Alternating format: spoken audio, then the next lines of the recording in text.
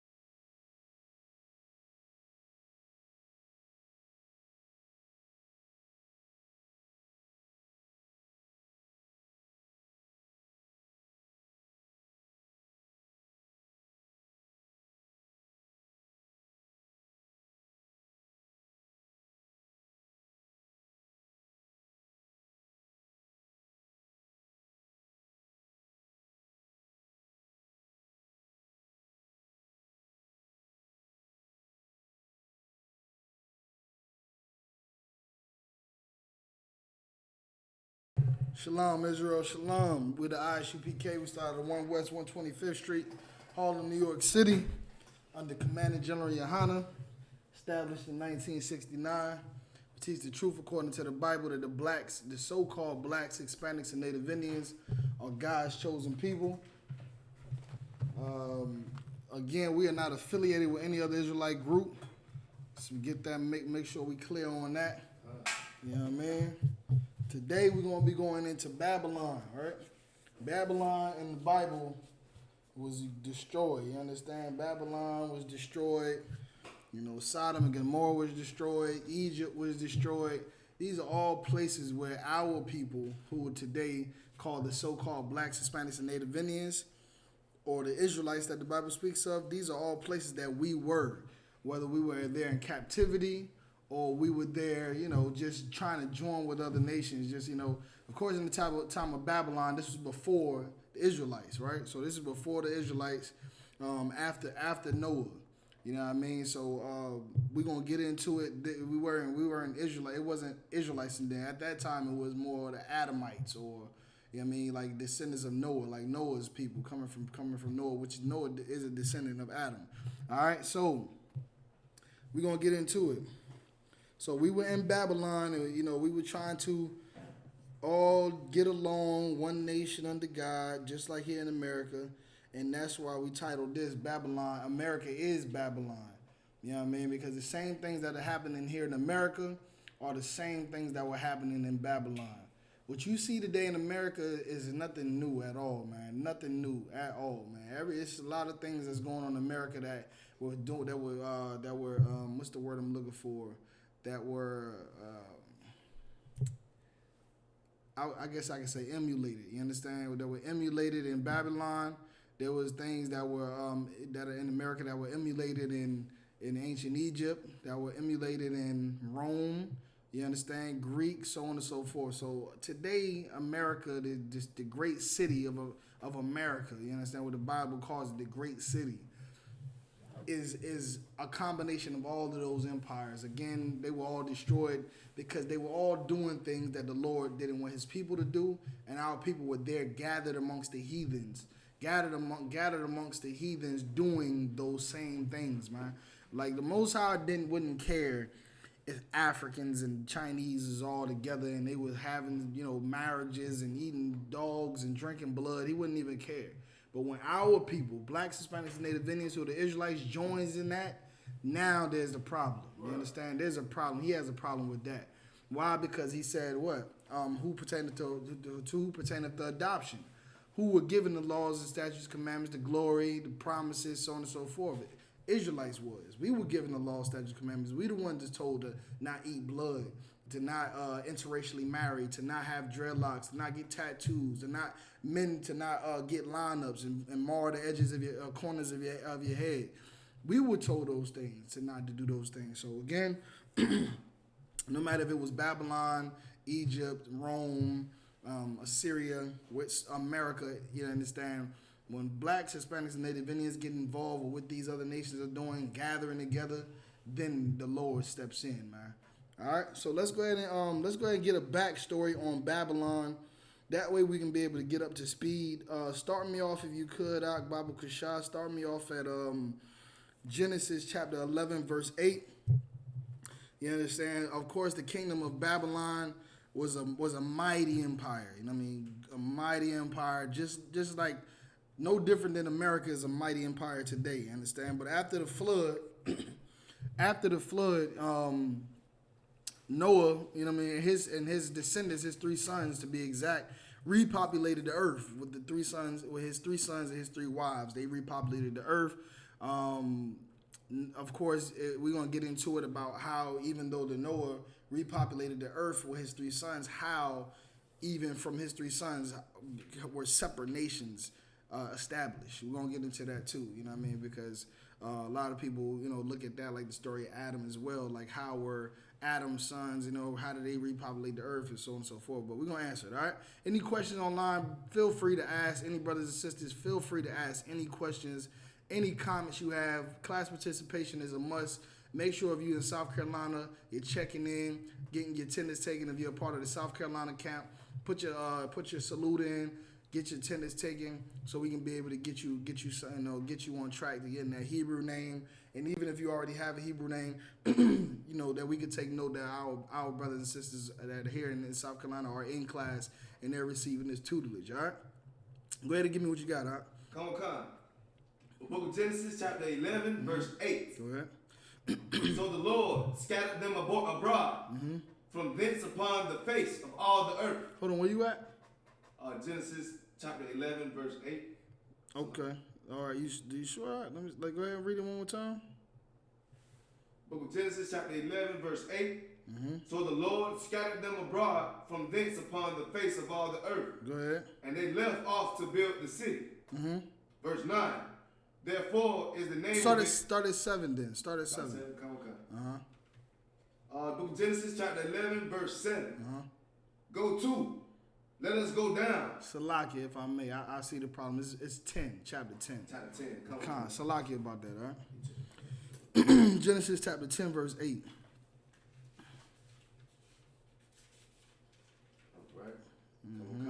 All right, everybody follow along. Simple, minor mistake there. We where we going is Genesis chapter 10, verse 8. All right, we getting a backdrop on Babylon, so we can be able to bring it up to speed and show the relevance of Babylon in America today, man. All right, and it's important because when you live these generations of today being so far gone from our ancestors and their time of living and what they did, we're cut off from a lot of things, man. Not only we're cut off from our traditions and history and culture and heritage, but we're also cut off of what? The things that happened, you know what I mean, during our time, like history itself. Right. You know what I mean? We cut off from history. A lot of us, blacks, Hispanics, and Native Indian, our history just starts right here in America, or the slavery. You know what I mean? We don't know what happened past slavery, which is why, you know what I mean, we know black people's, so-called African Americans call themselves African Americans because they're in America and we came from Africa, and that was the transatlantic slave trade, of course. But where were we at in Africa? Why were we in Africa? Where were we at in Africa? These are things that we don't know because of cut off history. We don't know. All right, so these things that we bring out in the Bible are ancient history, man. These are the things in the Bible that's not only telling us. Salagi, the Bible is not only our history, our book that showed the book of our blacks, Hispanics, and Native Indians history, like our heritage, our identity, but it's also a history book in itself that shows what was going on in the earth from the beginning of time, even today, and more into the future through the prophecies, right? So we're able to learn all of these things through the Bible, man. This is why we're scholars in I.S.U.P.K, man. And not only that, we have our identity. And we teach brothers and sisters the same thing, man. All right, let me get what you got, Baba Kushab. Come on. This is the book of Genesis, chapter 10, verse 8. Go ahead. And Cush. And who? And Cush. Okay. Begat Nimrod. And Cush begat Nimrod. So Cush, you understand, was one of the one of the sons of Ham, right? Ham is the progenitor of the Africans, right? Yes, sir. You know what I mean? Cush. And more specifically became the progenitor of the Ethiopians. All right, so Cush is Ethiopian, so-called Ethiopian, what we will call Ethiopians today. That's what Cush is. All right, so when we talk about Nimrod is an Ethiopian, so-called. You understand? He's a Cushite or a Hamite, to be more exact. All right, you understand? Nimrod is a Hamite. Cush is a Hamite. All right, but Cush is the father of Nimrod, and they all that is the lineage of Ethiopians. So Nimrod is Ethiopian. All right, so read that from the top one more time, Baba Kushab. Come on. Book of Genesis, chapter 10, verse 8. Go ahead. And Cush begat Nimrod. He began to be a mighty one in the earth. He began to be a mighty one in the earth. Now, what we talking about a mighty one in the earth? We're talking about having power. He began to have power in the earth. You know what I mean? Like ruling and having authority. That's what Nimrod did. Nimrod became an authority on the earth, powerful in the earth. Go ahead. Come on. Verse 9. He was a mighty hunter before the Lord. He was a what? A mighty hunter before the Lord. He was a mighty hunter before the Lord. What does that mean when it says he was a mighty hunter before the Lord? Somebody answer that for me, Baba Kushal. What does it mean when he says he's a mighty hunter before the Lord? Let me give it a couple seconds, you know what I mean? Let somebody, I know it's a delay online, but no sweat. Brothers and sisters online, can you answer that question? What does it mean to be that he was a mighty hunter before the Lord?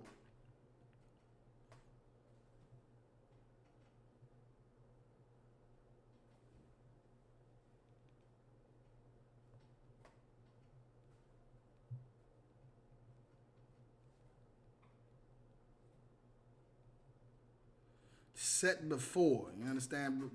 Those are the key words. Set before, you understand? What does that mean? Does that mean he was like the Lord seen him as a mighty hunter?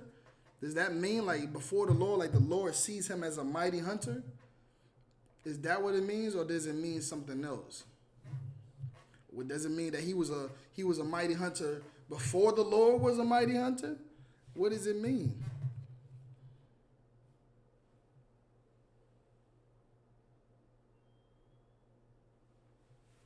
All right, go ahead. We got Brother Kazak Shapar. Shalom, brother. He said, ruler to take other nations. That's not it. That's not what I want. That's not it right there. That's not the answer for that one. Read it one more time, Baba Kushal, verse 9. Come on, verse 9. He was a mighty hunter before the Lord. Wherefore it is said, even as Nimrod, the mighty hunter before the Lord. Right. It was said. You understand? Even as Nimrod, the mighty hunter before the Lord. It was said, man. What does that mean?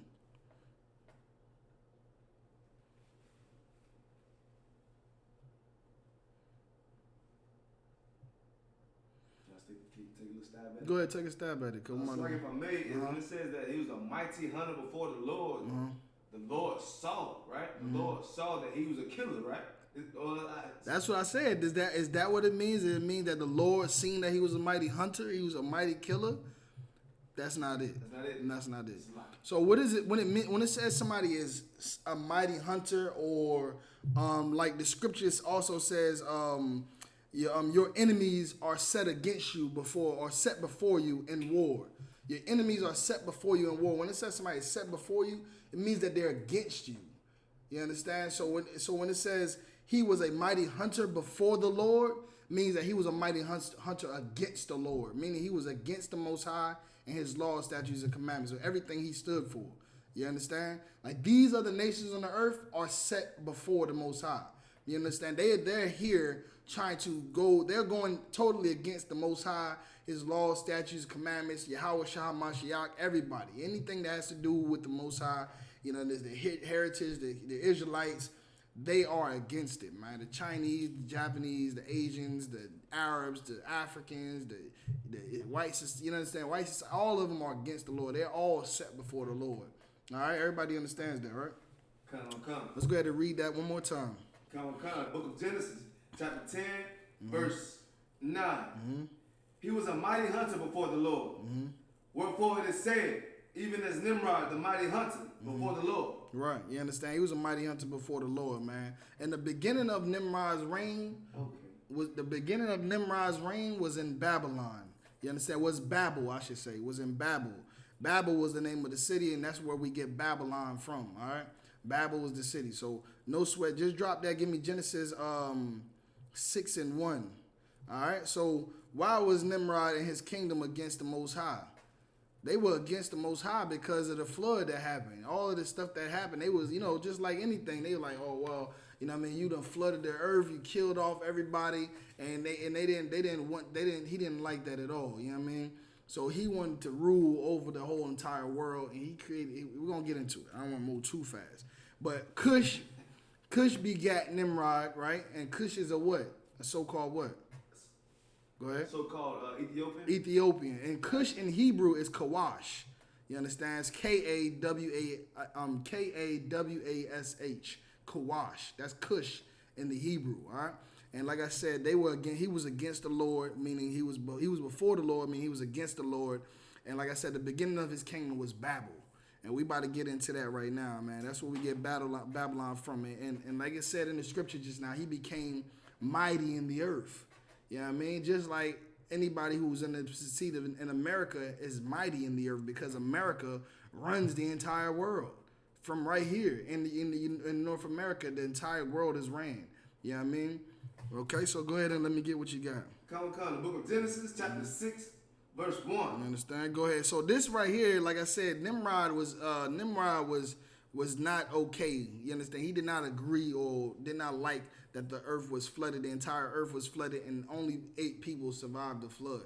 You know what I mean? He wanted to, you know, I guess, I don't know. You know what I mean? He was upset, and he was against the Lord for that. You know what I mean? But nonetheless, we about to get into it about the actual flood and why the Lord even flooded the earth in the first place. Matter of fact, who knows why the Lord flooded the earth? You know, Chubashar? If I may. Go ahead. The Lord flooded the earth. Mm-hmm. Was it because of no one was keeping none of the commandments? Was it like those interracial marriage and just people doing anything what they wanted to do without any? You was in general when you said people bring the laws, statutes, commandments. Of course, that's what angers the Lord. We don't follow His laws, statutes, and commandments. But more specifically, what you said just now was interracial marriage. Interracial marriage was the main reason the Lord flooded the entire earth, man, and killed everybody except 8 people. You understand? So this, like I said, this further proves that interracial marriage is unlawful. Which we can find many scriptures in here where we're going to pull a few to show you that interracial marriage is unlawful. So why is everybody doing that today? Why is everybody still marrying other nations today? It's because we've lost our history. We've lost our laws, statutes, commandments. We lost our identity. We don't have that connection, and it's now being retaught because of the I.S.U.P.K. You know what I mean? So it's going to take a slow time, or it's going to take some time for people to find the truth and hear it, and then whether or not they're going to accept it or not and follow these laws, statutes, commandments, and deviate from their sinful ways. All right? So go ahead and read what you got in 6 and 1. Genesis 6 and 1. Mm-hmm. And it came to pass when men began to multiply on the face of the earth. Right. So this is some men were beginning to multiply on the face of the earth. It was booming, like the Most High said, "Be fruitful and multiply." Right, in the time of creation, He said, "Be fruitful and multiply." So that's what was going on. It was on and popping. You understand? There was sex everywhere, babies being born. You know, nations is multiplying. Right. And that's what it says right now. It says it began to multiply. You understand? When men begin to multiply on the face of the earth. Go ahead. And daughters were born unto them. You understand? And daughters were born unto them, right? So daughters being born unto them is what? That's like having, soil to plant in, right? Because now you got women. Now it's more women to make more to marry and have and consummate marriage and have sex with and have more babies, right? So now go ahead. Verse 2, that the sons of Yahweh saw the daughters of men. So the sons of who? The sons of God, Yahweh. Saw the daughters of men. Saw the daughters of men, go ahead. That they were fair. So the sons of God saw the daughters of men. Now, what does that mean? Because this is the scripture that's been misinterpreted, of course, because of the Christian church being such a lie. You know what I mean? Like, this is one of those scriptures that makes a whole hell of a lot of difference in knowing what the Bible is saying and what we should and should not do. You know what I mean? So what does it mean? Anybody online can tell me, what does it mean when it says the sons? Who are the sons of God? Answer that question for me. Who are the sons of God and who are the daughters of men? Anybody could take a guess at it. If you knew all the answers, you wouldn't be in class, right? So just go ahead. Even if your answers is wrong, no sweat, man. We're going to I'm about to tell you the right answer if you don't have it. So just take a stab at it. It's class participation. And we want brothers and sisters to use their minds, use your minds and, put stuff together. Tell me what you learned in the Christian church. Tell me what you've heard somebody teach. You know what I mean? So we can be able to bring it out and expose the lies of these Christian churches, expose their doctrines. Every answer can be a good answer right now. But nonetheless, we're going to give the right answer after everybody guesses. I want to know who are the sons of God, right? And who are the daughters of men?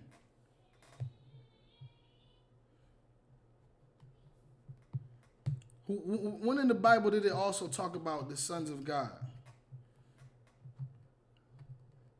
When isn't that statement, isn't that phrase familiar in the Bible? Son of God. Who is referred to as the Son of God? We got 2 questions, sir. 2 questions or answers? Two answers. Okay, answers. no sweat. First we got Brother Kazak Shapar. Sons of God is the chosen. And is that all he said? That's all it said. Come. Okay, what's the next one say? Then we got Brother Timothy Brown. He says the Israelites are the sons of God. So they both saying the same thing, and they're both correct. That is correct. So what Kazak said would be more acceptable because at this time there weren't any Israelites. Right. They're not considered Israelites, but they nonetheless are the chosen people or the ancestors of the Israelites, right? Mm-hmm. So that's correct. So the sons of God, what does that mean? Like, so what does Israel mean? What does Israel mean? When Jacob got his name turned to Israel, what does Israel mean? You know it. What is the Hebrew word for Israel? The Hebrew word for Israel is Yasharallah. And what does Yasharallah mean? It means Prince of the Power. Prince of the Power, right? Come on. Or Sons of God. Sons of God. You see what I'm saying? So it's the same thing. Like the sons of God or the princes of the power are the chosen from Adam all the way down to us today. You understand? We are the sons of God. It's not. See, now I'm gonna just go ahead and say it because it's being taught in the Christian church widely that the sons of God is talking about what?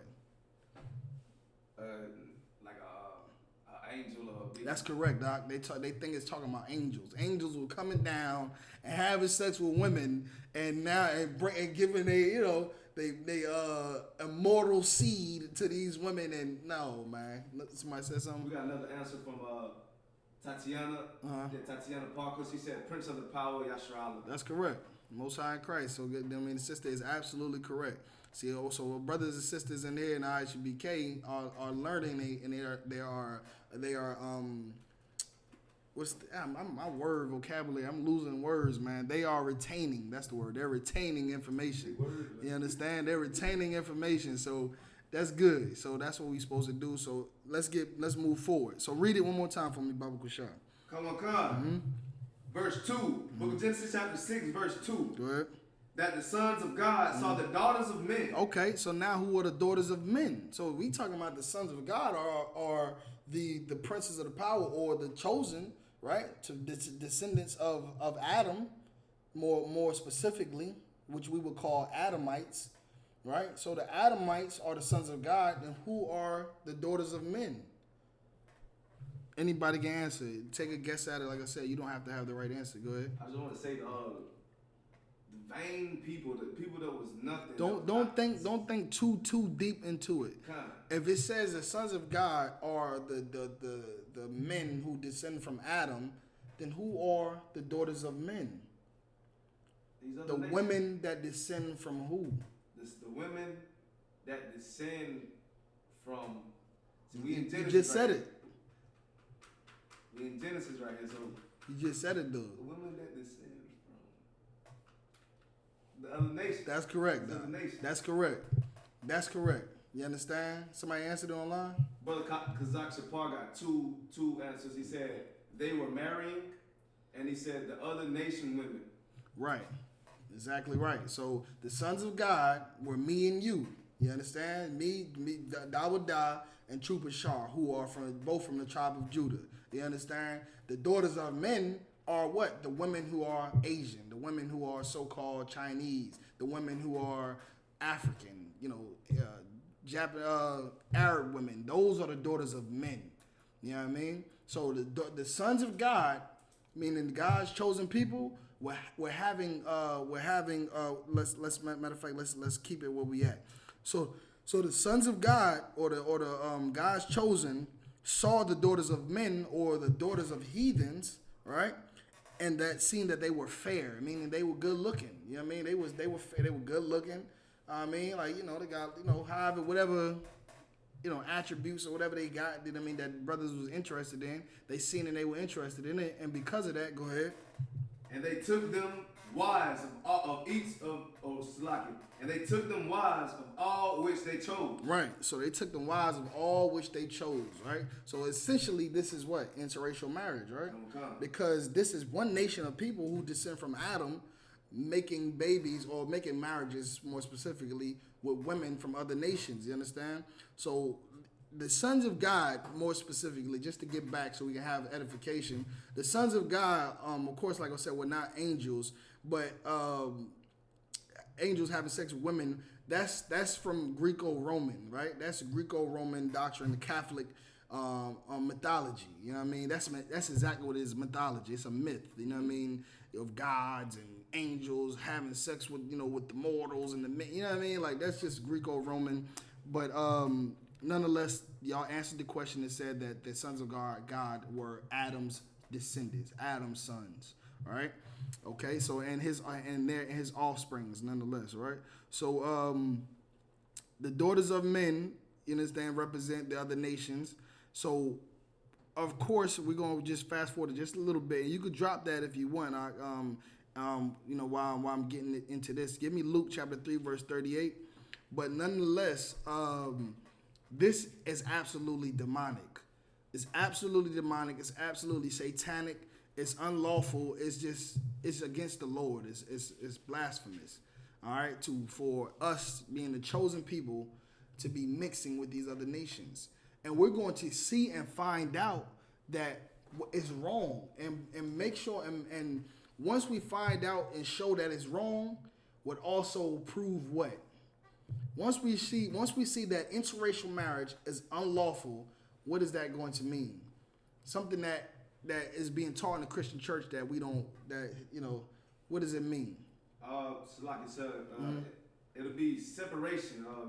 Not like United States united. We wouldn't all be in unity.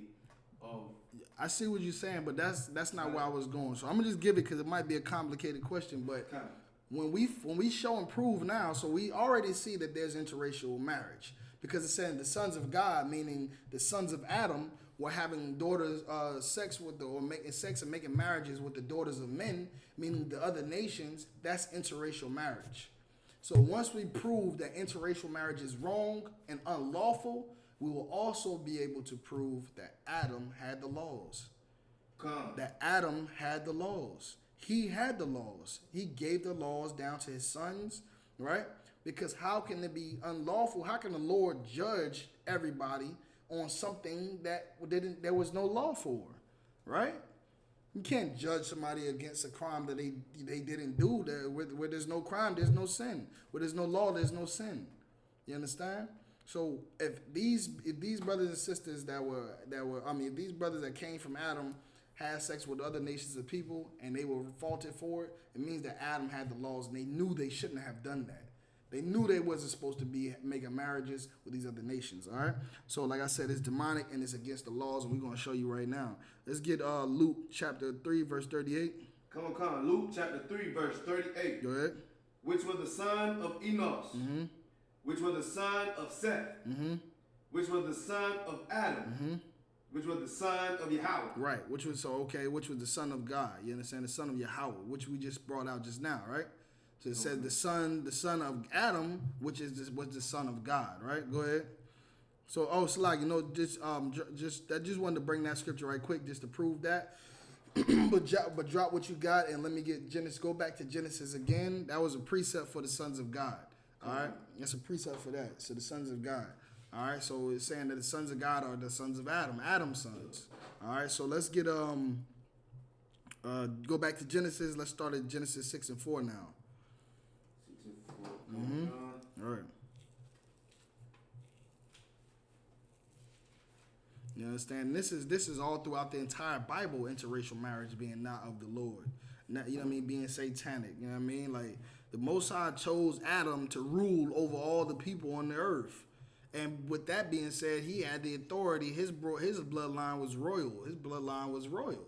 They were the rulership. So mixing with these other nations is giving them our rulership, giving them position and power, which the Lord didn't want. The Lord is a Lord. The Lord is a man of war, is he not? And the Lord fights for superiority. The whole time he's fighting and making wars and captivity and killing all of this so that blacks, Hispanics, and Native Indians can rule the earth. You understand? Or because we're not doing what it takes to rule the earth. So it's all battle and war for superiority.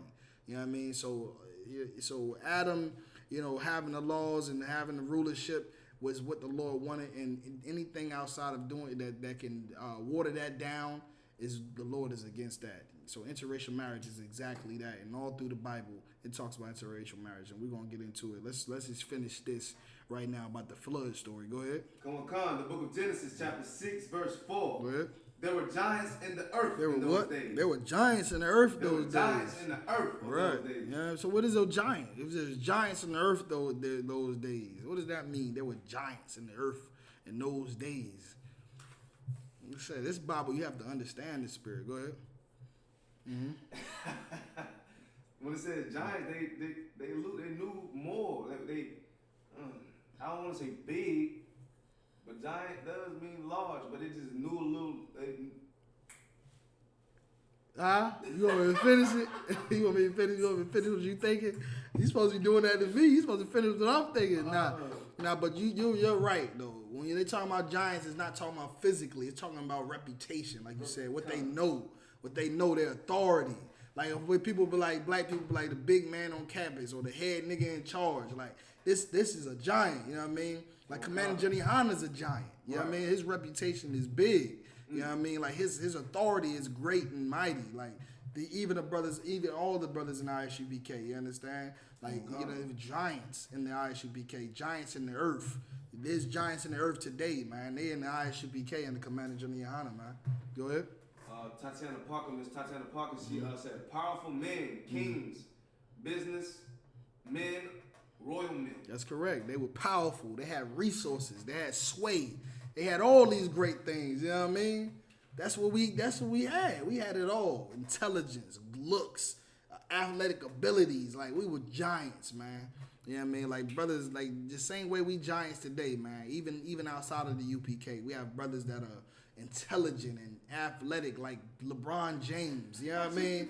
Marshawn Lynch was I would say one of my favorite football players of all time, man.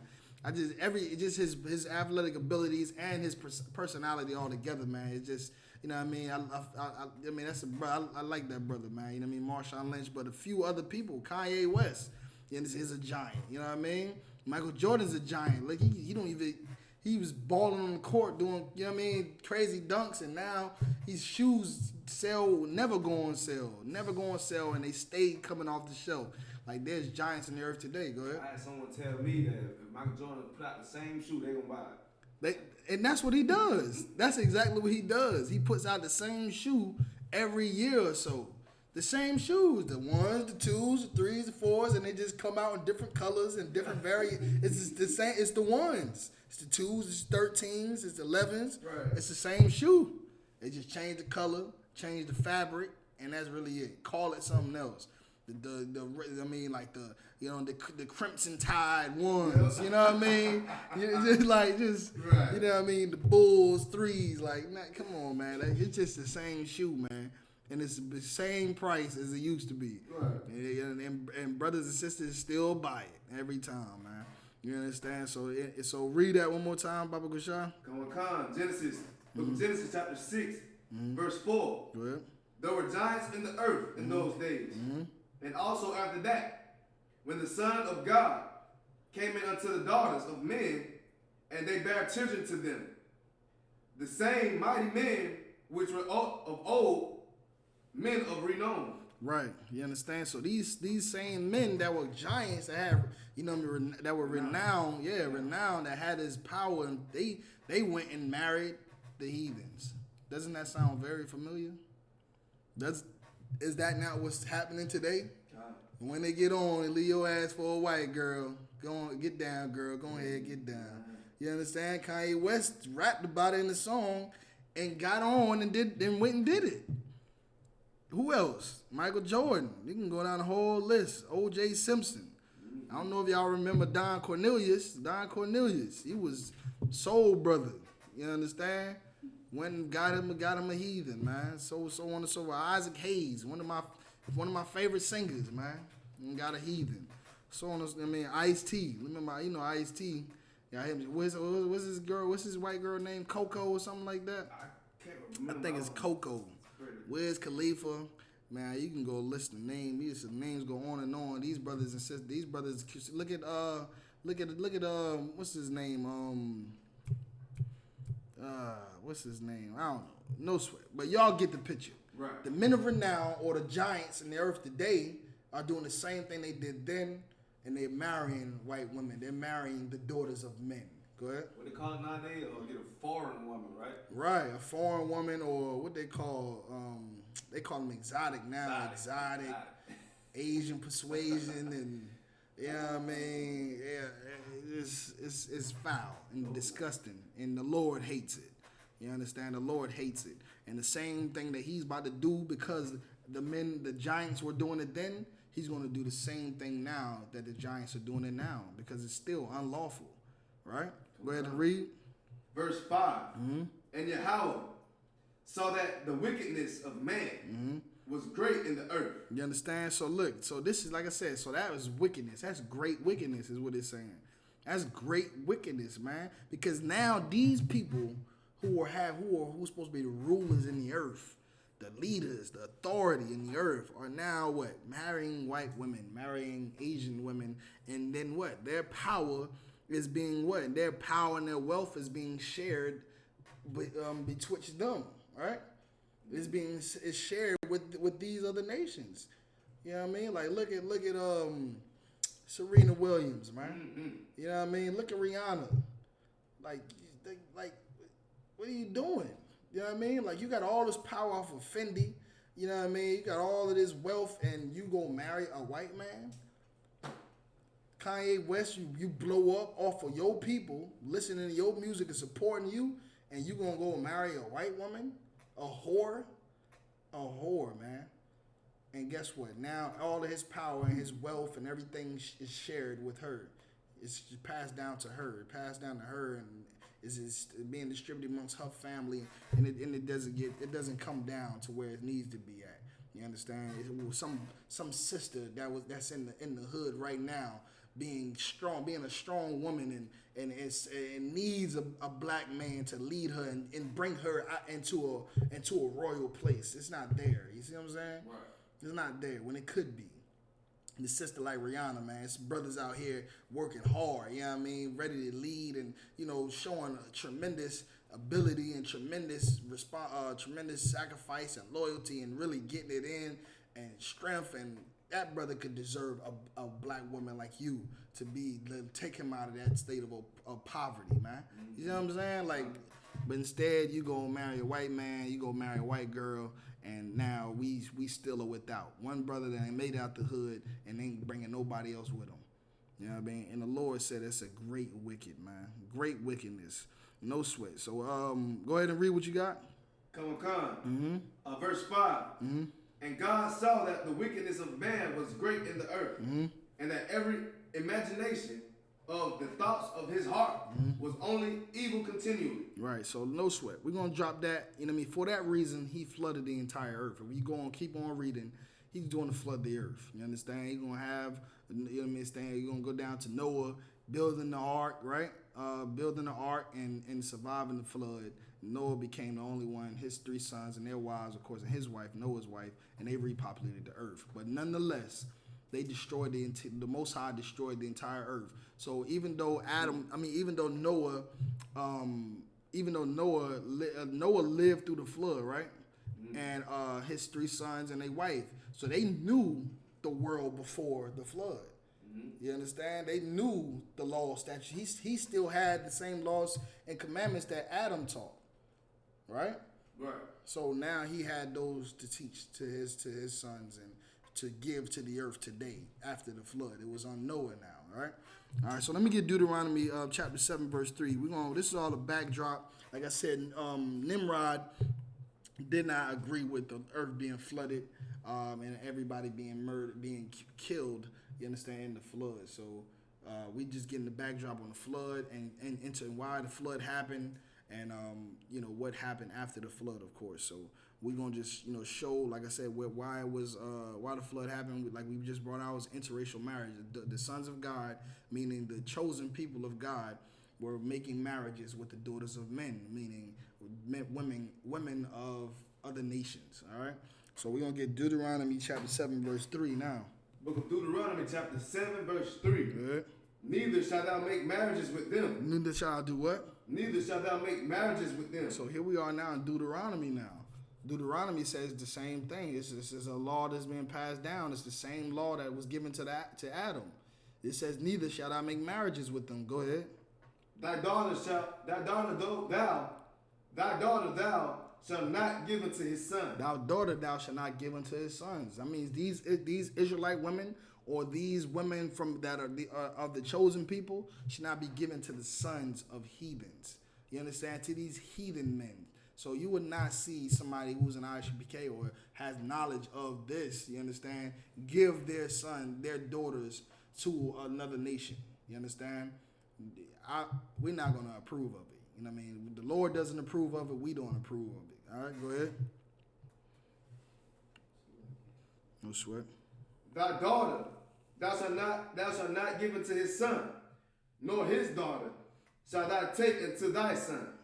Same thing. So not nor his daughter, meaning the daughters of men, shall you give to your sons, who are the sons of God. You shouldn't do it. It's not good. It's great wickedness. It's evil. It's so many ways. You understand? Think about an inheritance. That's how we lose our inheritance, because we so busy trying to love these other nations.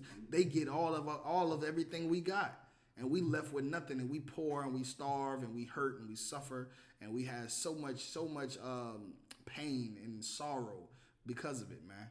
You know what I mean? When we just turn to one another, we can be able to come out of this and like in the time of what? Like in the time of Black Wall Street. We turn to each other. We say, you know what? There was slavery. White people didn't like us. We said, no sweat. We're going to evade slavery, get to a location, and we're going to build up something together ourselves, me and you. You know what I mean? My brothers and sisters. And they did it, and they became more successful than the entire, the entire country in one small city. They got airports and planes, private planes, and $500 a day salaries, so on and so forth. But when you join these other nations, they have all of that. Now you at their airport. Now you flying in their planes, and now they have the salary, and you just have the crumbs that fall from their tables. All right, and that's prophecy. That's what it said would happen if we join these other nations and we don't do what the Lord says. Go ahead. Verse 4, For they will turn away thy son from following me, that they may serve other gods. Right.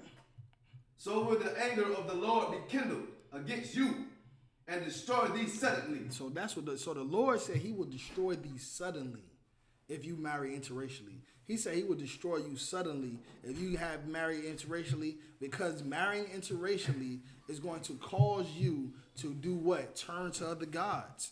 You understand? Turn to other gods and what else? Serve other gods. It's like it says, it's able to turn them away from following the Most High, the one true God. You understand? Yahweh. Right. You understand? God only means power. You know what I mean? That's what power means. So they're going to serve other powers. And today, that's what happens. You know what I mean? Like black brothers, Hispanic brothers, Native Indian brothers and sisters, they marry these other nations, then they serve in the power of Christianity. They serve in the power of Islam.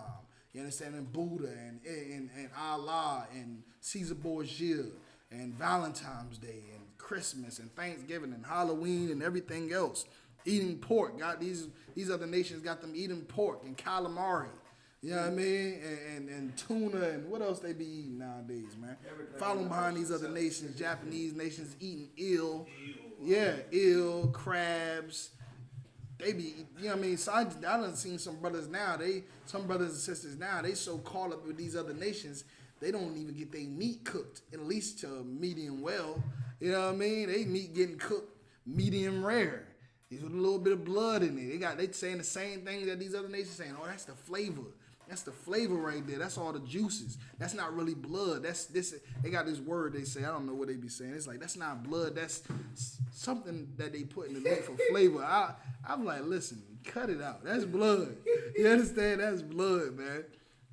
But nonetheless, that's what they doing. You've joined these other nations, and then guess what? You in Africa putting bones in your mouth. You know what I mean? Cutting, making markings in your skin, drinking blood, doing voodoo and witchcraft and everything else, man. Right. You know what I mean? And that's what's happening. You join these other nations, man. And that's why when you think about it, like, look at the Haitians and the Jamaicans, like they doing, and the Haitians, like they doing all the voodoo and stuff like that. They get that witchcraft from them other nations, yo. They don't. That's not us. We don't do that. I mean, witchcraft and voodoo. It's the same thing they was doing in the Celtics, like with Halloween, like conjuring up demons. That's what they do. Creating what's some thing called?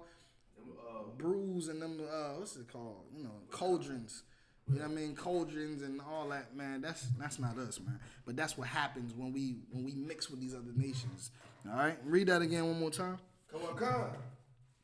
Verse 4 of Deuteronomy chapter 7. For they will turn away thy son from following me, that they may serve other gods. So will the anger of the Lord be kindled against you and destroy thee suddenly. Right, and destroy thee suddenly, man. And that's what happened, man. Like, so just like what happened in during the time of Noah and Adam, right? They were doing against what the Lord said, and they was joining these other nations, taking their women and marrying them, and then what they were doing, they were turning them away from the Lord, and the Lord did what? Destroyed them suddenly. He said they angered the Lord by interracially marrying, and he destroyed them suddenly. All right. So the kingdom of Babylon isn't just wicked because all the heathens are gathered there. You understand? So I mean, just to go back to where we're going, because this is all about Babylon. So the kingdom of Babylon wasn't just wicked because all the heathens were gathered there, but more or less because the Israelites or the God-chosen people were there and mixing and doing what the heathens were doing. You know what I mean? So let's go ahead and give me Deuteronomy chapter 7 verse 6 right quick. Deuteronomy chapter 7 verse 6. For thou art an holy people. Right. So this is what made the Lord separate all the people. All right. He separated everybody because of this. This is what he wanted to separate them for. So now he's saying right now that thou art a holy people, which means what? What does the word holy mean? Holy means what? Separate. That's what holy means. Word holy means separate. All right. Go ahead and read. Come on. Verse 6. For thou art an holy people unto the Lord thy God. Right. So now he's saying that you are a separate people unto the Lord thy God. Meaning that you are a separate people unto the Most High. We are his chosen people. Go ahead. The Lord thy God hath chosen thee to be a special people unto himself. Right. So not only are we a separate people, but we are a special people. And if you look at blacks, Hispanics, and Native Indians, we are nothing less than special, man. You know what I mean? We the best dancers, the best cooks, the best singers, the best rappers, the best athletes. What else? The best builders, engineers, intellects, like the most beautiful on the earth. Like we're the special people, man. Go ahead. Above all people that are upon the face of the earth. Right. The Most High chose one people to belong to him. You understand? Above the Chinese people, above the Arabs, above the Japanese and the Africans and the white society, the Europeans. Like he chose one people to be over all those people, and that was the so-called blacks, Hispanics, and Native Indians, who are the Israelites, the chosen people. Go ahead. Come on. Verse 7. The Lord did not set his love upon you, nor choose you, because you were more in numbers than any people. Go ahead. For you were the fewest of all people. Right. So nonetheless, you know what I mean, the Lord chose us, right? We are special, man. We got all the inventions and creations. We make America great. We make the entire world great. You know what I mean? The entire earth. You know what I mean? So the Lord chose us, and he wanted everybody to be separate, you know, right? Like I said, I can't stress it enough. Like we do all of everything better than everybody else. You remember that Nike commercial? Was it Nike? It was like, anything you can do, I can do better. I can do anything better than you. No, you can't. No, something like that. But like we could do anything. Yeah, that's a little while back though, man. Listen, don't get me started here. I ain't trying to accept that I'm getting older. You know what I mean? Some little stuff like that I need to refrain from. You know what I mean? Because you ain't here like, hold on, what? But I'm just guarantee you somebody watching this probably like they probably was just singing it along with me. Like, I remember that commercial, but nonetheless, anything they can do, we can do better, and some things we can do, they can't even do at all. You know what I mean? So that's just, we're special people. Drop that, and let me get 2nd Ezra chapter 6 verse 54. All right. So like I said, this is we're bringing out a backdrop, trying to come up to speed with Babylon, because Babylon was a great empire. You understand? Nonetheless, like he said, Nimrod became a mighty emperor. Nimrod, being an Ethiopian, became a mighty emperor or leader in the earth through Babylon or Babel, right? So we just bring up to speed why he was against the Lord, and not only that, why Babylon was destroyed. Okay, so we have to provide all this information so you can know, especially if this is your first time in class. All right, so let's go ahead and get 2nd Ezra chapter 6 verse 54. You got it, Trooper Shaw? Come on, sir. All right, most sign. 2nd Ezra's. No sweat. Chapter 6, verse 54. And after these, Adam also, whom thou madest the Lord of thy creatures, of all creatures. So Adam was made the Lord over all the creatures. You know what I mean? All the birds, the bees, the animals, everybody on the earth. He was made Lord over the entire earth, man. You understand? Over all creatures. Go ahead. And the people also whom thou hast chosen. Right. So read that one more time. Come. 2nd Esdras. What's it right? 2nd Esdras. Chapter 6, verse 54. Well. And after these, Adam also, whom thou madest Lord of all thy creatures, of him come we all. Of him come we all. Why does it say of him come we all? Does that mean that everybody comes from Adam? That means does that go and prove that what the Christians say about Adam and being the first man, the only man on earth, is true? No. There was more people on the earth when Adam was created, right? Adam was created along with all men. You know what I mean? But the Adam was the one that was chosen, just like Israel was chosen. Adam was chosen. He became the chosen. The one the Most High says that you are a holy people. The only reason that it's saying now in 2nd Ezra 6 and 54 that of him come we all is because now we're talking about after the flood, right? Now we're talking about after the flood. Because after the flood, only the descendant of Adam lived and survived the flood. Noah was a descendant of Adam. You understand? So Noah had 3 sons, and they repopulated the earth. So in all, we all come from Adam today, right? Come. Go ahead. Come. So it says, of him come we all. Go ahead. And the people also whom thou hast chosen. And the people whom thou hast chosen, because even then, like I said, after Noah, Noah had Ham and Shem and Japheth, and Ham begat Cush, and Cush begat Nimrod, and these 3 sons became the progenitor of different nations, right? So they become different nations. So still, even then, the Lord still chose a nation out of those people. He still chose a certain people out of those people. You know what I mean? The Most High has his favorites all the time.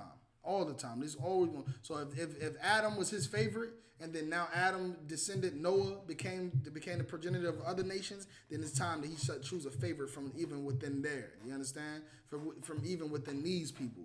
So of course, let's go ahead and get it. So it says from Adam come we all, and the people whom thou hast chosen. Go ahead. Come. Verse 55. All this have I spoken before thee, O Lord, because thou madest the world for our sakes. Right. The Lord made the world for our sakes, man. What does it mean when it says the Lord made the world for our sakes?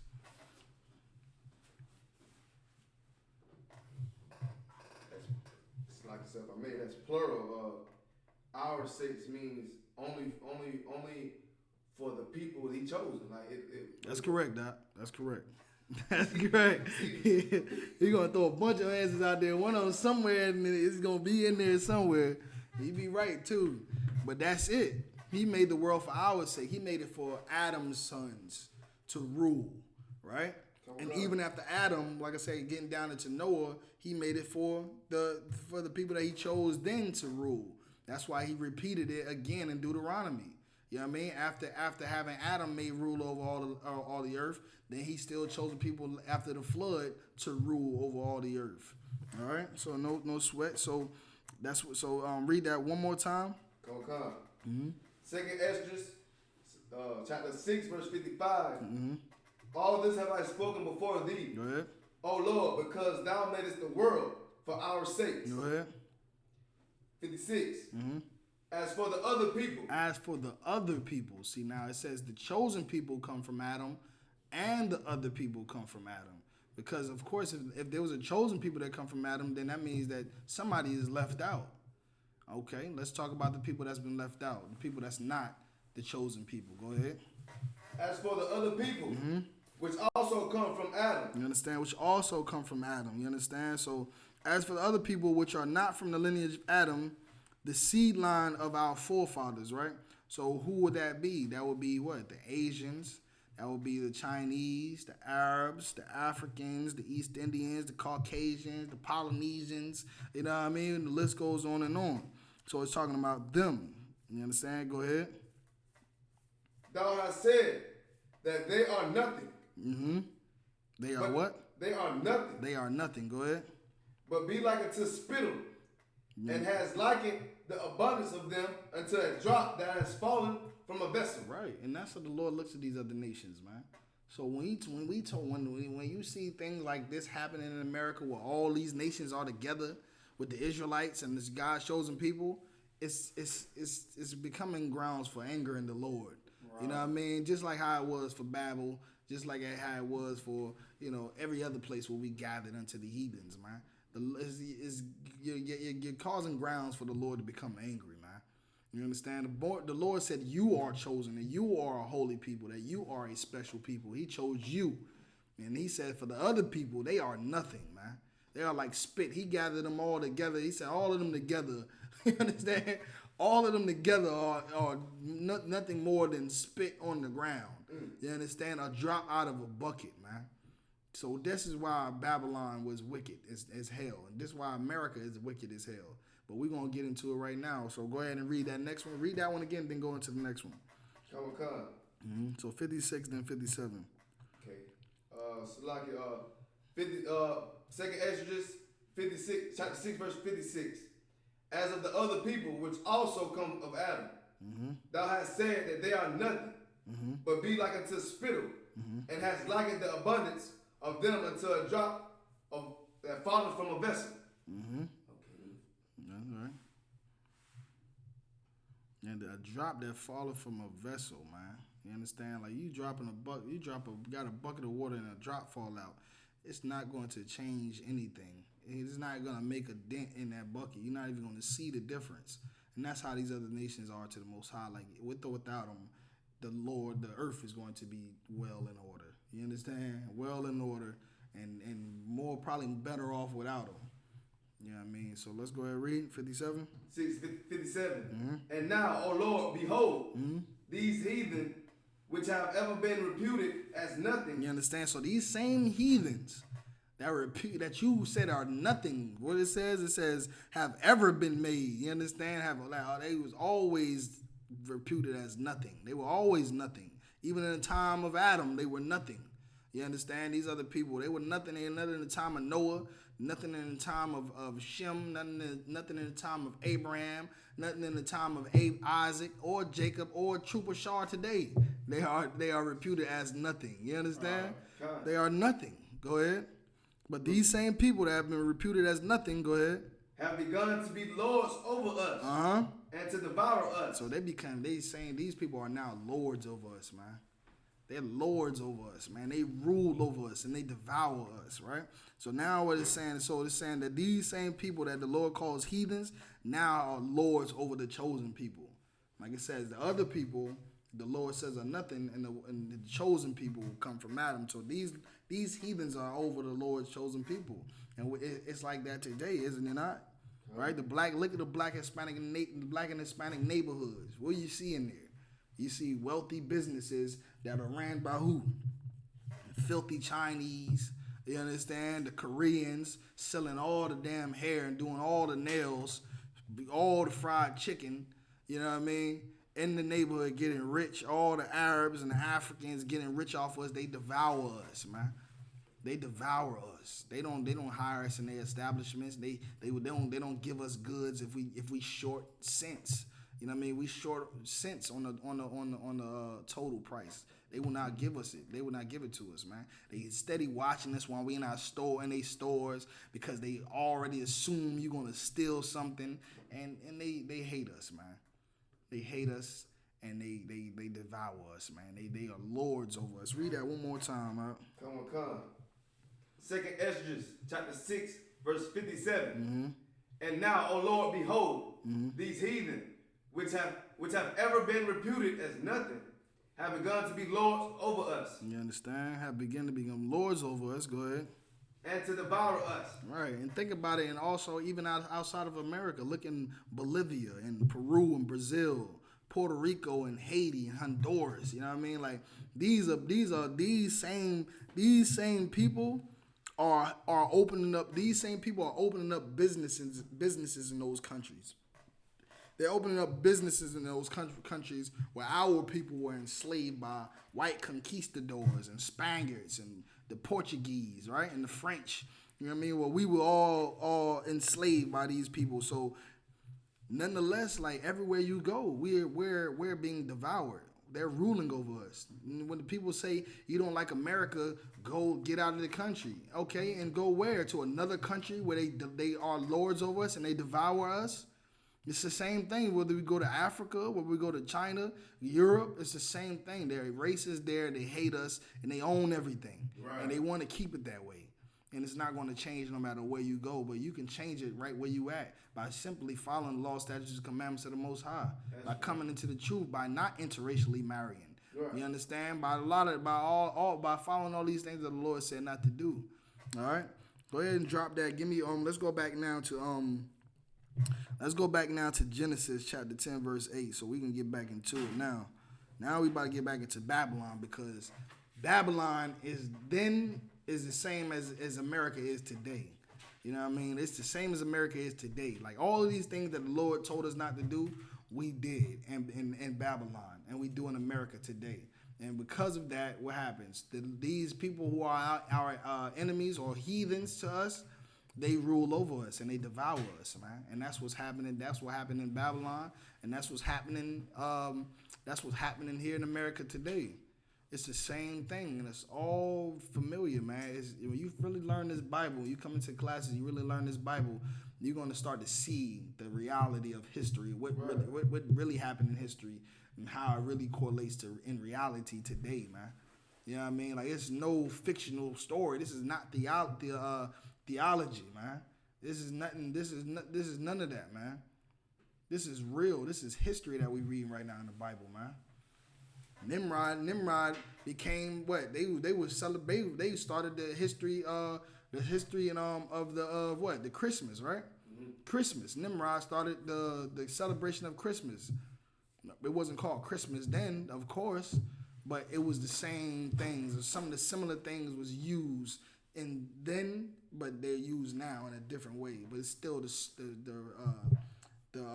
celebration or the honoring of Nimrod and Semiramis and so on and so forth. But that's another story in another class. But you know what? Go ahead. You said something? No. It's like I was saying like that Christmas. Yeah, that's right. Another class right there. Yeah, it's a whole breakdown on Christmas, man. Nimrod and no sweat. But like I said, so furthermore, we was doing this. They, like I said, they was in Babylon celebrating that, and now we celebrate it today in America and call it Christmas. You know what I mean? And a lot of people think that that's okay. You know what I mean? It's because it's something different. No, it's not okay because it's something different, because it's still something that it's not the Lord's day. The Lord didn't give us this holiday. You know what I mean? The Lord didn't give it. This is man-made. Where's the Christmas at in the Bible? I'll show you Christmas in the Bible. Nah, I don't get it. I don't get it. Don't do it. They good. Nah, but go ahead and let's go back to Genesis 10 and 8. Come. Genesis chapter 10, verse 8. Mm-hmm. And Cush begat Nimrod. Mm-hmm. He began to be a mighty one in the earth. Okay. So again, Nimrod after the flood, you understand, Noah begat Ham, right? He begat Ham, and Japheth, but Ham was the father of Cush. Cush was the father of Nimrod. Ham is the progenitor of the African nations, and Cush became specifically the progenitor of the Ethiopians. So Nimrod is an Ethiopian. You understand? So-called Ethiopian. So he became what? He became a mighty one on the earth. He became a mighty one on the earth. Go ahead. Verse 9, he was a mighty hunter before the Lord. Okay, and what does it mean to be a mighty hunter before the Lord? He was seeking everything against the Lord. He was against the Lord. Against the Lord. That's correct. He was against the Lord, man. He was against everything the Lord stood for, which is the law, statutes, commandments, everything. The Lord's people, so on and so forth. Go ahead. Wherefore it is said, even as Nimrod, the mighty hunter before the Lord. Right, and it's no different than it is today. It's no different then as it is today, man. These other nations, if I could, Baba Bashar, let me get a little drink. It's no different then than it is today, man. These other nations hate us, man. They hate the Most High. Right. They hate the lost sheep of Israel. You understand? They hate the lost sheep of Israel. Turn is off. Oh, you put something in the oven? Not? No. All right, no sweat. You understand? They hate the lost tribes. They hate the law, statutes, and commandments. They are before the Lord, man. These other nations are before the Lord. The Chinese hate us. The Arabs hate us. You know the white man hates us for sure. You understand? You know that. You all ask your grandma who the devil is. She gonna tell you who the devil is. Right. You gonna ask your great granddaddy who the devil is. He'll tell you who the devil is. Right. You ask Harriet Tubman who the devil is. That's right. She gonna tell you who the devil is. You understand? You ask Denmark Vesey who the devil is. You ask Gullah Jack. You know what I mean? What's the other brother, Nat Turner? You ask them who the devil is, they gonna tell you who the damn devil is, man. These other nations hate us, and they show their hate through their murder, through their blood, through their murder, through their violence, through their rape. Like what it says, for thy violence. You understand? Against thy brother Jacob. These other nations are lords over us, and they devour us, man. You know what I mean? Now we go ahead and pick back up where you was at. Come on. The water too, all right. I had the bottom. And verse 9, and he was a mighty hunter before the Lord. Wherefore it is said, even as Nimrod, the mighty hunter before the Lord. Okay, go ahead. Verse 10, and the beginning of his kingdom was Babel. Babel. Babel. And that's what we said. The beginning of his kingdom, his rulership was Babel. That's where it began. Babylon the Great. That's where Babylon comes from. Babel. You understand? That was the beginning of his kingdom. Go ahead. And Erech. Uh-huh. And Akkad. Uh-huh. And Calneh. Uh-huh. In the land of Shinar. Right. These are all territories, you understand, within his zone that he ruled. You know what I mean? Where he created his strongholds. Where he ruled at. Just no different than America today, right? America got a stronghold in Africa. America got military base in South America. They got military base in Europe. They got military base in the Middle East. Right. They got strongholds too. So this is the same thing. They got these strongholds in these different cities and these different territories, man. Go ahead. Verse 11. Out of that land went forth Ashur and builded Nineveh. Okay, so let's drop that. You understand? So let's drop that. So let's now that we got that, right? So let's get Genesis chapter 11 verse 1. All right? So now we about to get into Babylon now. So we just talking about who, you know what I mean, who ruled over Babel, right? And what areas he ruled, and why, you know what I mean, he was before the Lord, right? Why he was against the Lord. So now we're going to really get into it now. So now we have a kingdom being built, meaning Nimrod was the ruler of an empire. You understand? He had much power and it had territories. You understand? It wasn't just this one city, right? So let's get into Genesis chapter 11 verse 1. Book of Genesis chapter 11 verse 1. What? And the whole earth was of one language and of one speech. And the one speech, go ahead. Verse 2, and it came to pass. Hold on right there. Let's elaborate on that. So the whole earth was under what? One what? Of one language. One language, which is like how it is today, right? What is a one language in the earth today? It's like English. Go ahead, English. You know what I mean? Even though they speak other languages in other countries, English is that business language. Like you have to, you want to talk about selling and buying something or being wealthy, you have to speak English. Cause what? Cause Wall Street or the Commonwealth markets, stock markets, they all are under the same umbrella. You understand? They are the same people, which is Esau. Right. You understand? Esau runs the entire earth, and his dominant language is English. Right. That's why even when you come to America as Chinese or African, you have to learn English. And even if you in China or Africa, you have to learn English there too, in their schools. You have to go to Europe, you have to learn English in your school.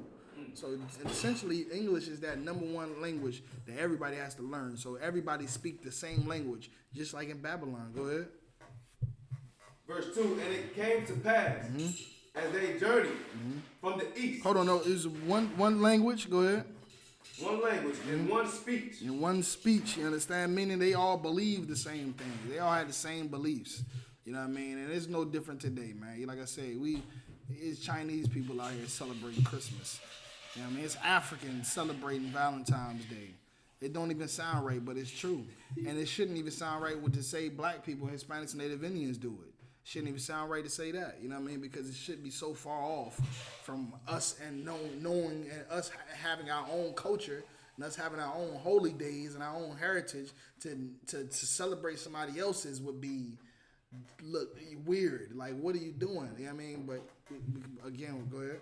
Nowadays, people that don't Gentiles of Israel, they look at the high holy days we celebrate as weird and look like it's crazy. Right. Look like we are in another whole right. religion. It's flipped. You know what I mean? Now when we actually follow our holy days and do things that are traditional to our ancestors, we're looked at as weird or out of the ordinary. But that just shows you that black people, Hispanics, and Native Indians are only expected to adopt their cultures and adopt their holidays and their traditions. It's only expected of us to adopt what's theirs. For us to have our own is like, what are you doing? Like, you know what I mean? You're supposed to be celebrating Christmas. Like, you're supposed to be celebrating this. You're supposed to be doing this. But the brother is bringing out is heavy, man. You understand? It's vice versa. Go ahead. The brother Timothy Brown says the Uniform Code of English. Right. That's correct. Uniform Code of English, which is business or commerce, right? You have to all speak English. That's why they have call centers, you know, stationed in Bangladesh and stuff like that. And they got English, you know what I mean, English speaking people, right? No sweat. So what else I was going to say? Okay, so basically in Babylon this time, you know what I mean, they believe that all people were created equal. All right? They believe that all people were created equal and they should all be one human family, right? And what does that sound like? It sounds like the United States. The United States of America, man. You understand? One nation under God. You understand? All man are created equal. It's the same thing, man. Babylon is this no different than America is today, man. America is Babylon, which we're actually gonna get into, of course. You know what I mean? Eventually, we're gonna show you that America is Babylon. You know what I mean? But the same thing that they doing then, they're doing now, man. The same way they conducted themselves then, we conduct ourselves now. Whole one nation under God, all men created equal is all the same thing, man. So the Israelites. Go ahead. As a matter of fact, read that again one more time. Come on. Book of Genesis, chapter 11, verse 1. And the whole earth was of one language and of one speech. Right. So, okay, and of one speech. So, again, this would not be a problem. You understand? Because Nimrod is an African, a so-called African. These other people that's amongst them are heathens. It wouldn't matter because they wasn't given nothing, you know what I mean, to believe from God, from Yahweh. They wasn't given nothing to carry out. They just would do whatever they feel like whatever they should do. But because our people were in the midst of this was a problem. You understand? Because now we're here talking about equality when the Lord is not absolutely against equality. Of course, he's against equality because what he's supposed to have a nation that he chose above all nations, Right. and he fights and he kills for that. Behind that, you understand? He's a man of war behind that. So, and not only that, even within the nation, there's rank. You understand? There's rank in amongst the nation. There's ranks in the household. You know what I mean? There's the Most High, Christ, man and woman and child. There's rank everywhere. There's no equality. So how can America say every man is created equal? I beg to differ, man. You understand? The Most High says something different than that. I understand. They say Most High says something different than that, man. So because our people, or Noah's seed at this time, right? Noah's seed was amongst, you know what I mean? Of course, it's chosen because it's chosen comes down through, you know what I mean, through Shem, right? Was chosen, then they was doing the same thing. The Lord had a problem with that. And the Lord knew He had to change that. Like, you know, I can't. This can't happen this way. You understand? This can't happen. If it was everybody else besides my chosen people, then it would, you know, so be it. But my people are here mixing amongst these nations and calling and putting themselves at equality with these other people is not. This is not my intentions at all. It's not what I want.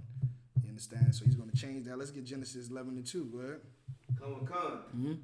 Genesis 11:2. And it came to pass, as they journeyed from the east, that they found a plain in the field of Shinar. All right. And they dwelt there. All right.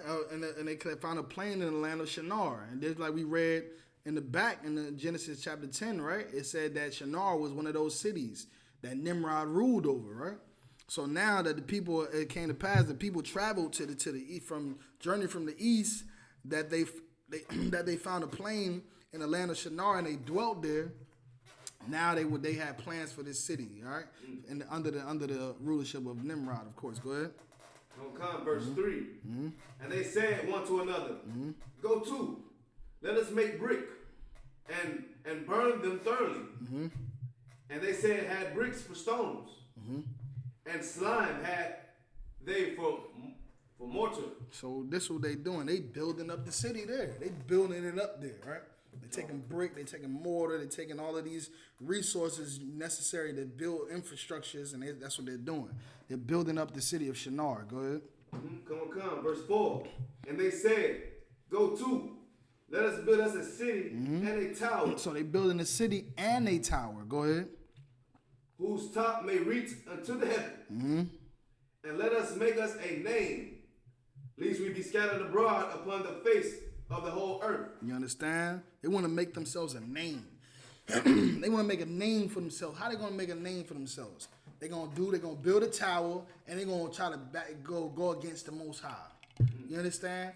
Like the scripture said, they ascend into heaven. They want to be like the Most High. They want to be set among the stars of the congregation.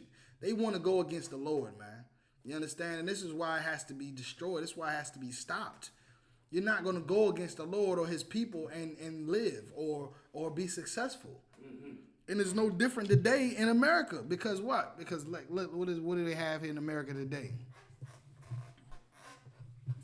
What do they have today in America? Like it, so what do we start on that one? Everything that's against.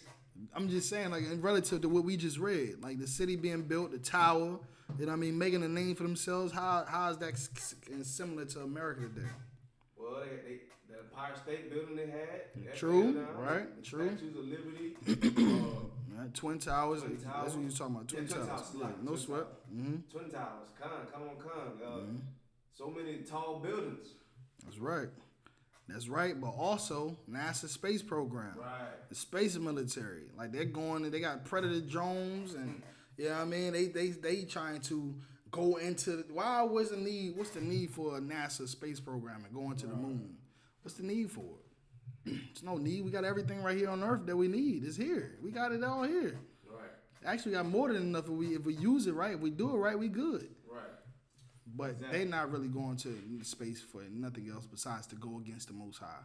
You understand? They're trying to go against the Most High the same way that they're doing this right here in Babel in the city of Shinar. You understand? Go ahead. Right. I know we just said it, but the brother Timothy Brown said Space Force. Right. Most High in Christ to Timothy, man. That brother's on point. You understand the space program, man. So like,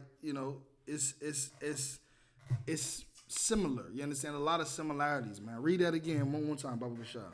COMCAST, verse 4. Book of Genesis, chapter 11, verse 4. And they said, go to, let us build us a city and a tower, whose top may reach into heaven. Mm-hmm. And let us make us a name, lest we be scattered abroad upon the face of the whole earth. So ultimately, he was going against the Lord. Why? Because somebody got to say something. Well, let me say this right quick. Why? Because Nimrod knew why the earth was flooded. How did he know? Because his forefathers.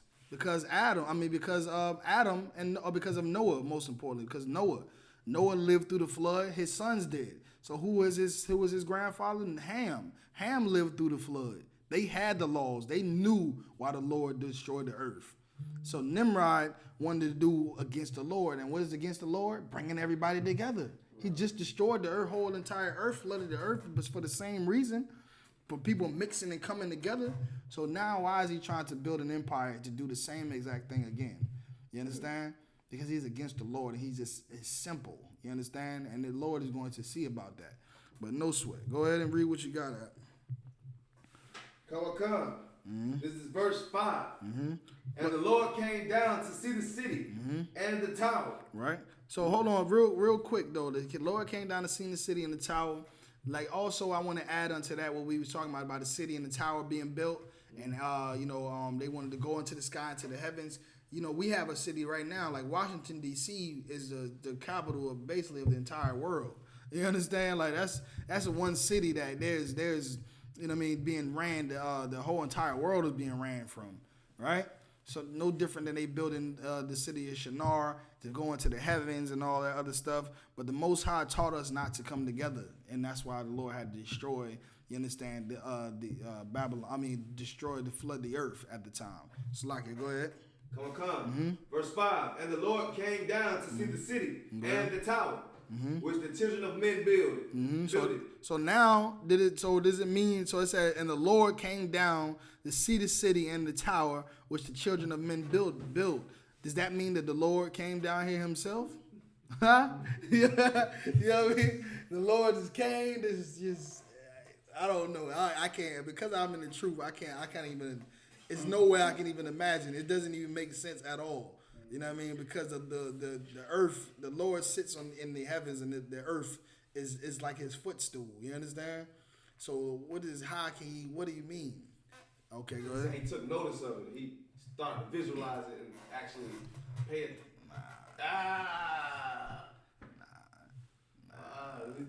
Let me find a way to put it. So think about it. If Commander General YAHANNA, right, wanted to see what was going on in South Carolina, what would he do?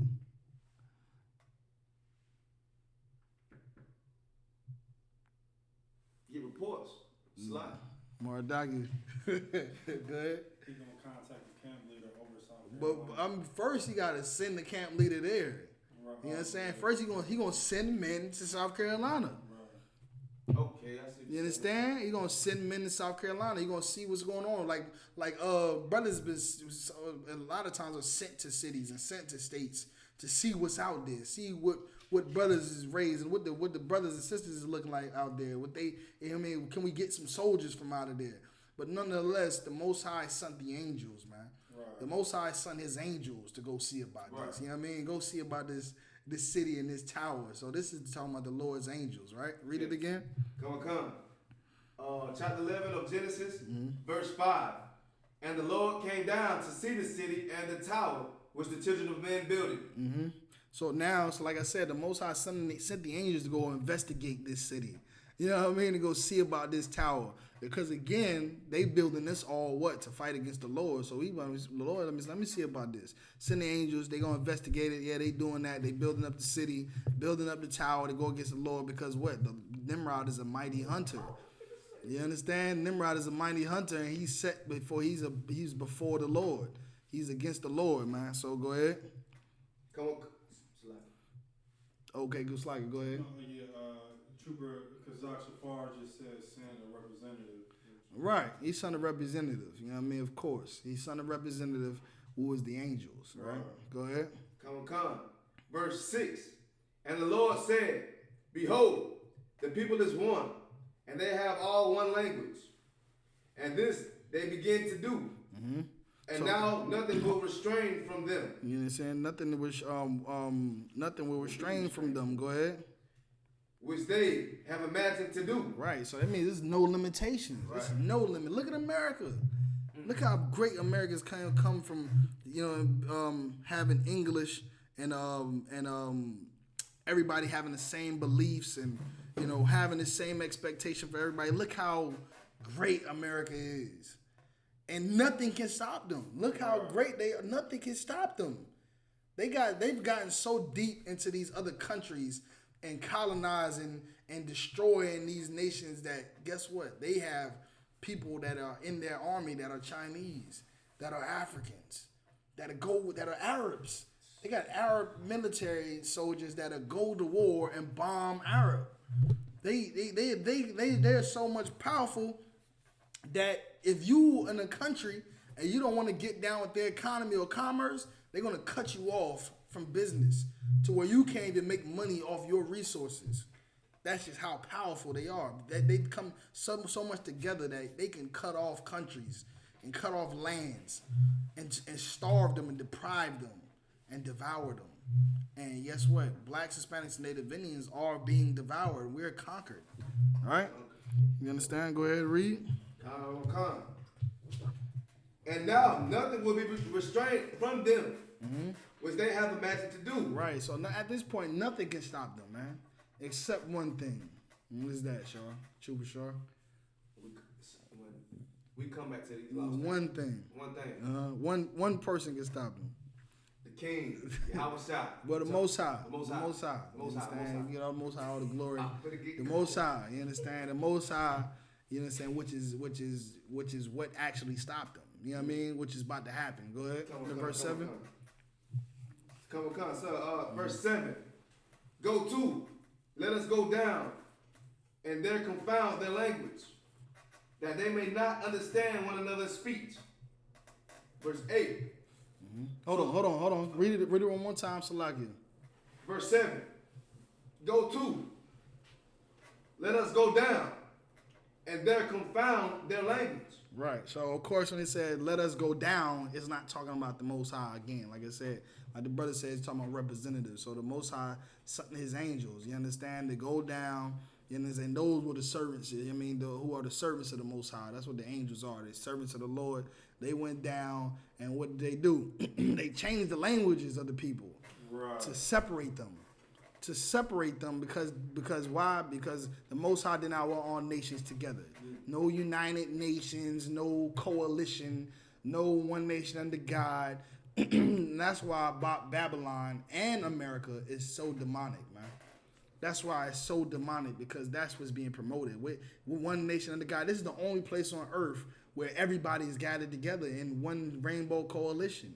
It's the only place. And you go to Africa, you're going to see majority Africans. You go to Europe, you're going to see majority of Caucasians. You're going to go to, Australia is Caucasians, or what's the other people called? I forgot what they call them, the term for them. You understand? But nonetheless, America, you see white people, you see blacks, Puerto Ricans, Chinese, Africans, Arabs, you know what I mean? Russians is out here, and everybody lives here together, man. And that's demonic, man. But of course, we know that it's demonic and it's against the Lord. But why do these Christian pastors teach that God wants us all to come together? Why do they teach that? Why do the Christian pastors lie and say that God wants all people to come together unto Jesus Christ? You understand? It just go ahead. First one I can think of what gets them like that is they think God is all love. Right. God is all love. He loves everybody. That's why I said simple misinterpretations or simple lies can open up a world of sin, man. Right. A world of sin and a world of suffering and abominations, and it's so nasty. America is filthy. You understand? That's why it says that, matter of fact, we can get into it. Go ahead. Right. And I was just gonna bring out, I was talking to a sister, what was that, last night. She was part of a fake Israelite group. Okay. And talking about how did you hear me, Shar? Okay, all right. I'm on soundtrack. We was talking about how the Most High has a chosen people, Mm-hmm. and her contradiction was, and that just of course just proves more and more that these fake Israelite groups are not a part of this body. Right. You know what I'm saying? Like she said that she was taught that the Most High is here for everybody. Mm. And the scripture that she had used was, what was it? If you confess with your If you confess with your tongue, yeah, right. good night. If you confess with your tongue that The Lord is your Savior. right, that the Lord is your Savior, or that the Most High raised him from the dead. Right. So she used that. Of course, I'm like cutting with the scripture. She was like, well, that doesn't make sense and all that. I'm like, man, listen, man, sister, you are not the truth. It's okay. I understand, but listen, man, you have been led astray. And, I have been led astray. Right. And it kind of, you know what I'm saying, like, like fooled me up and kind of made me upset, you know what I'm saying, inside that these fake Israelite groups are actually leading the Most High people, you know what I'm saying, astray. Right. So I mean, like, it just kind of just correlates to what you're bringing out, sir. And Right. I just want to point that out. Right. And that's correct. Like I said, these Christian pastors are the Christian Israelites. Right. The Christian camps. They're, you know what I mean? Those Christian camp leaders are Christian pastors, and they're lying. Right. They're telling, whether they're telling you that you're the Israelites or not, you understand? There's lies within their doctrines, man. Right. The only place with 100% pure truth, unadulterated truth, is in the Israelite school of UPK, man. Right. You understand? That's where the truth is at, 100%. The whole entire truth. Nothing but the truth. So help me God. You understand?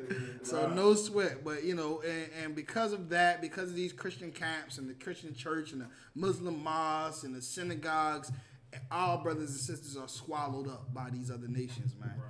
We're swallowed up by these other nations. They rule over us, and when they devour us, man. Right. You understand? But no sweat, because the Lord is going to intervene, and it's going to be in due time, just like it was right now. Read.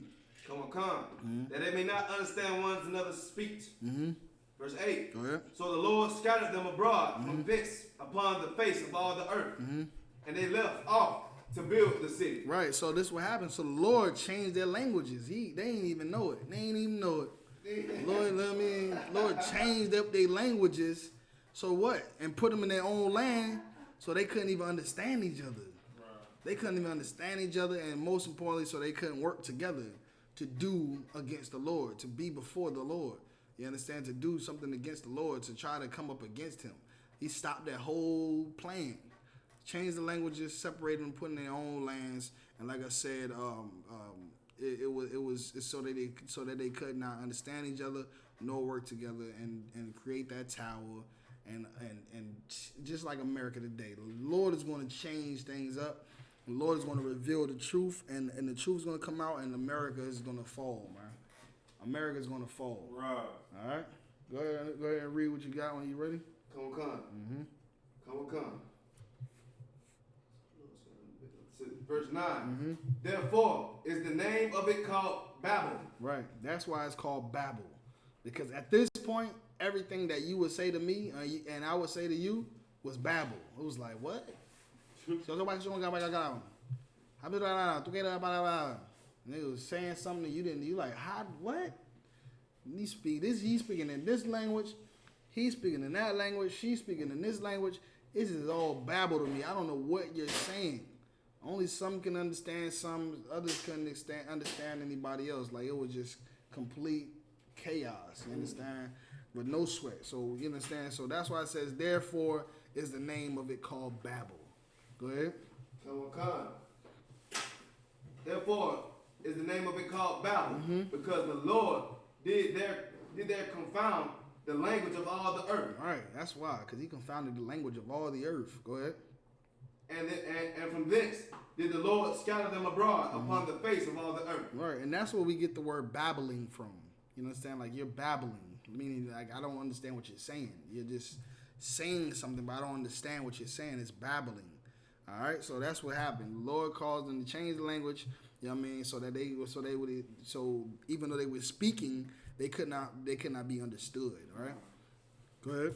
Or I mean, like another word for that would be like speaking and what's it called, gibberish, or like something like that. I mean, like, it's just something that, like you're saying, it just can't be understanding to the normal person. Right. That's exactly right. Gibberish or babble. All right. It just cannot be understand or understand what you're saying.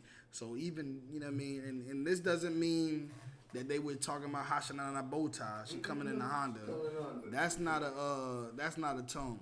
That's absolutely gibberish. Right. You understand? They were saying babbling because they couldn't they were speaking different languages. You understand? They were speaking different tongues. All right. So read it one more time, Baba Kashar. Khan. Verse 8.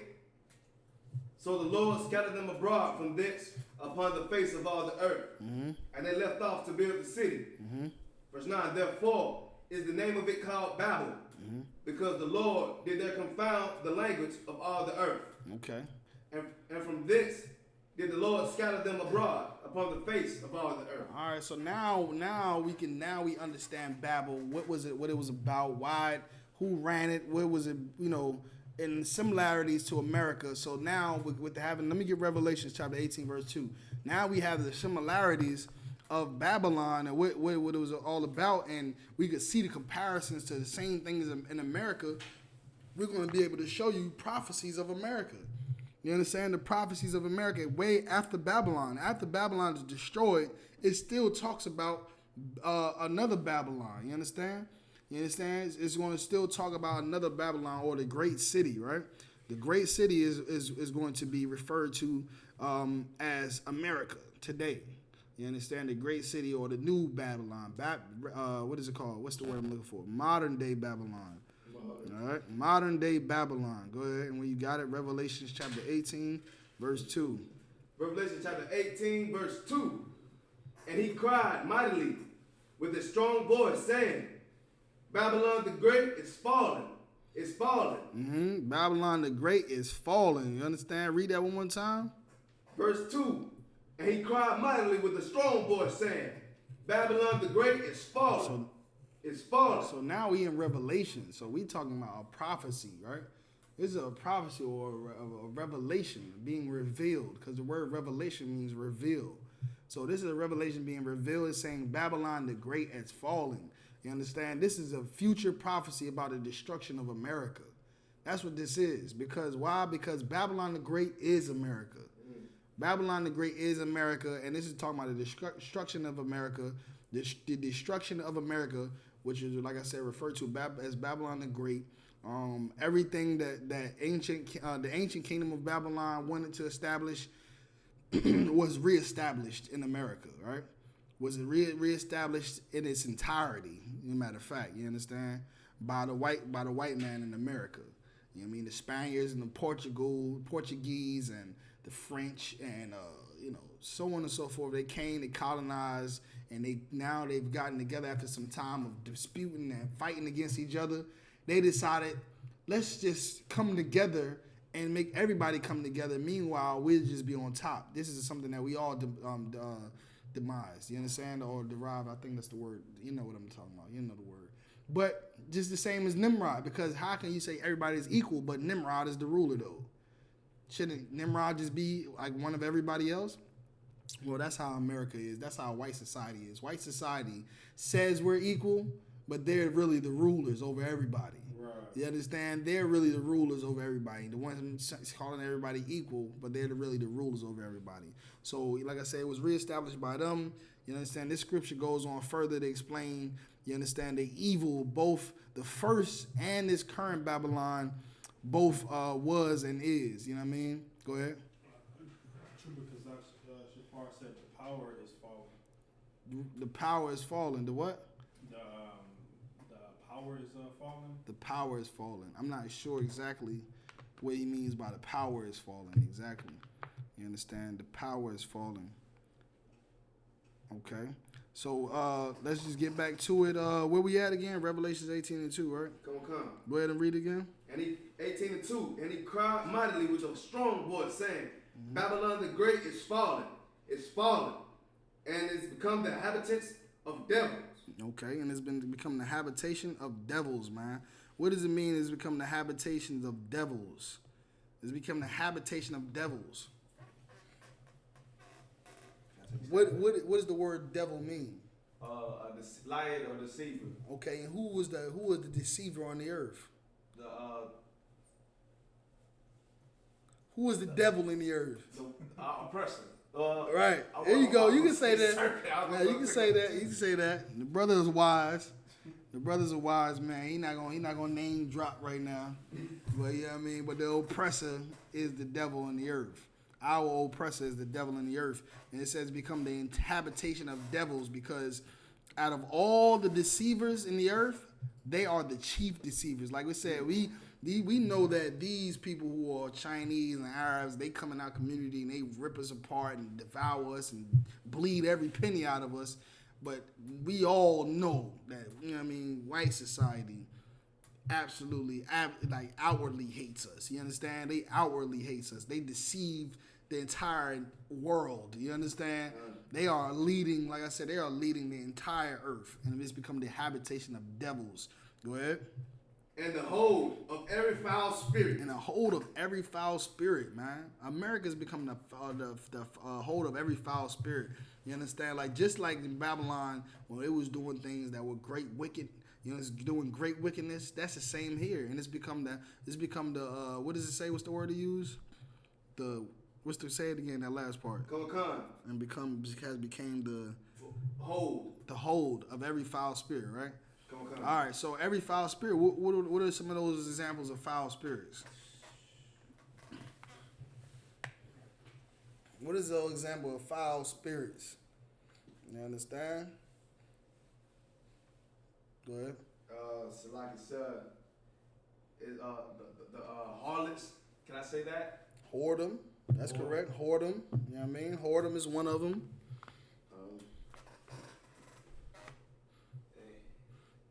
Like this place has become the habitation of devils, man.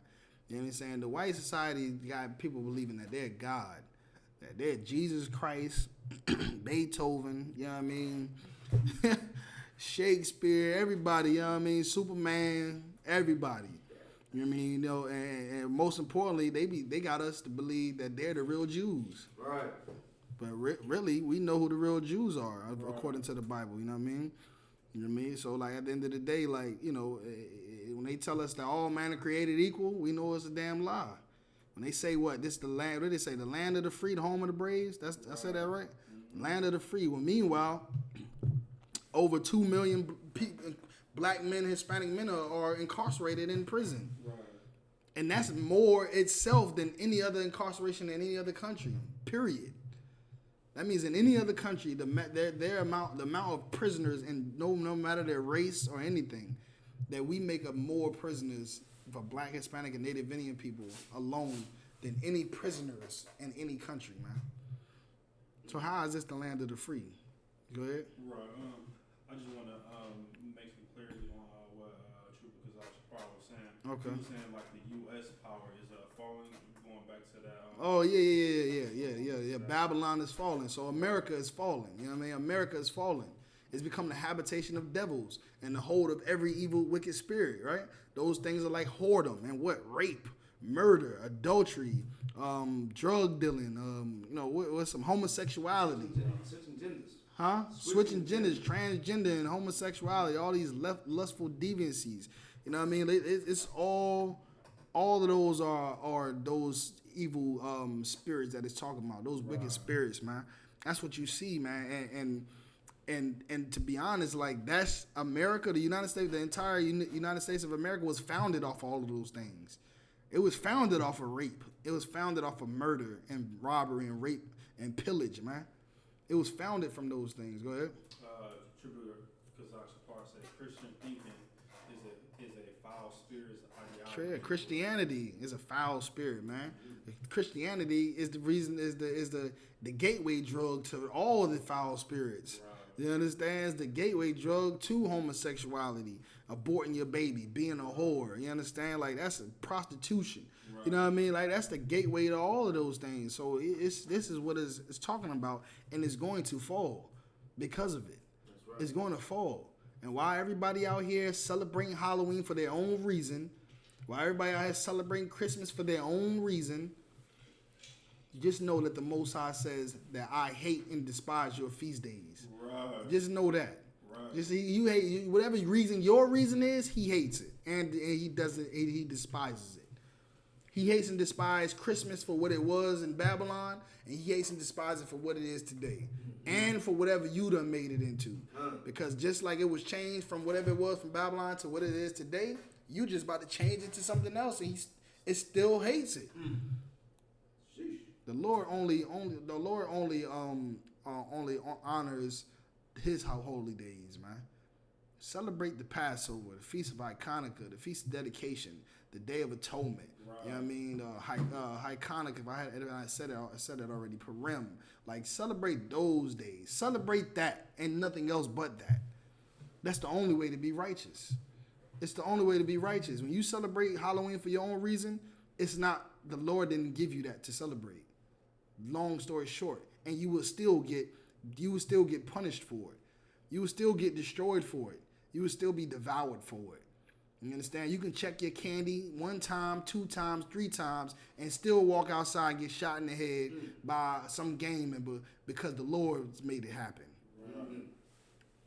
Because you done got in the middle of a shootout and didn't even know. You walked outside your door and like a cartoon, a piano fell from the top floor, hit you on your head, and you died.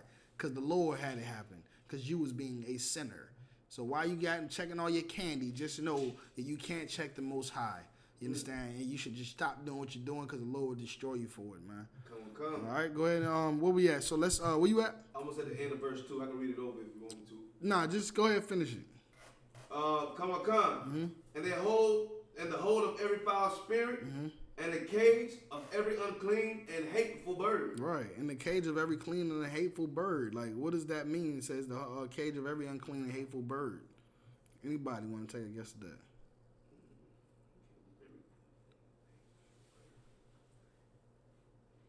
Is it sloppy, sir? Is it talking about the predators, the predator birds, like It's not talking about a real bird. It's not talking about an actual bird.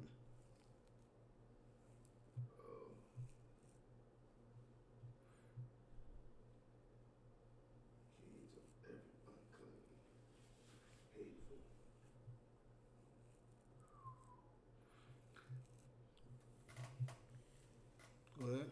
Is it talking about other nations? Right, you understand? Talking about hateful, these other nations. Like, these other nations are here, right? They over here and they hate you. They doing the same thing, selling you so-called chicken, but it's really dog meat. It's really rat meat.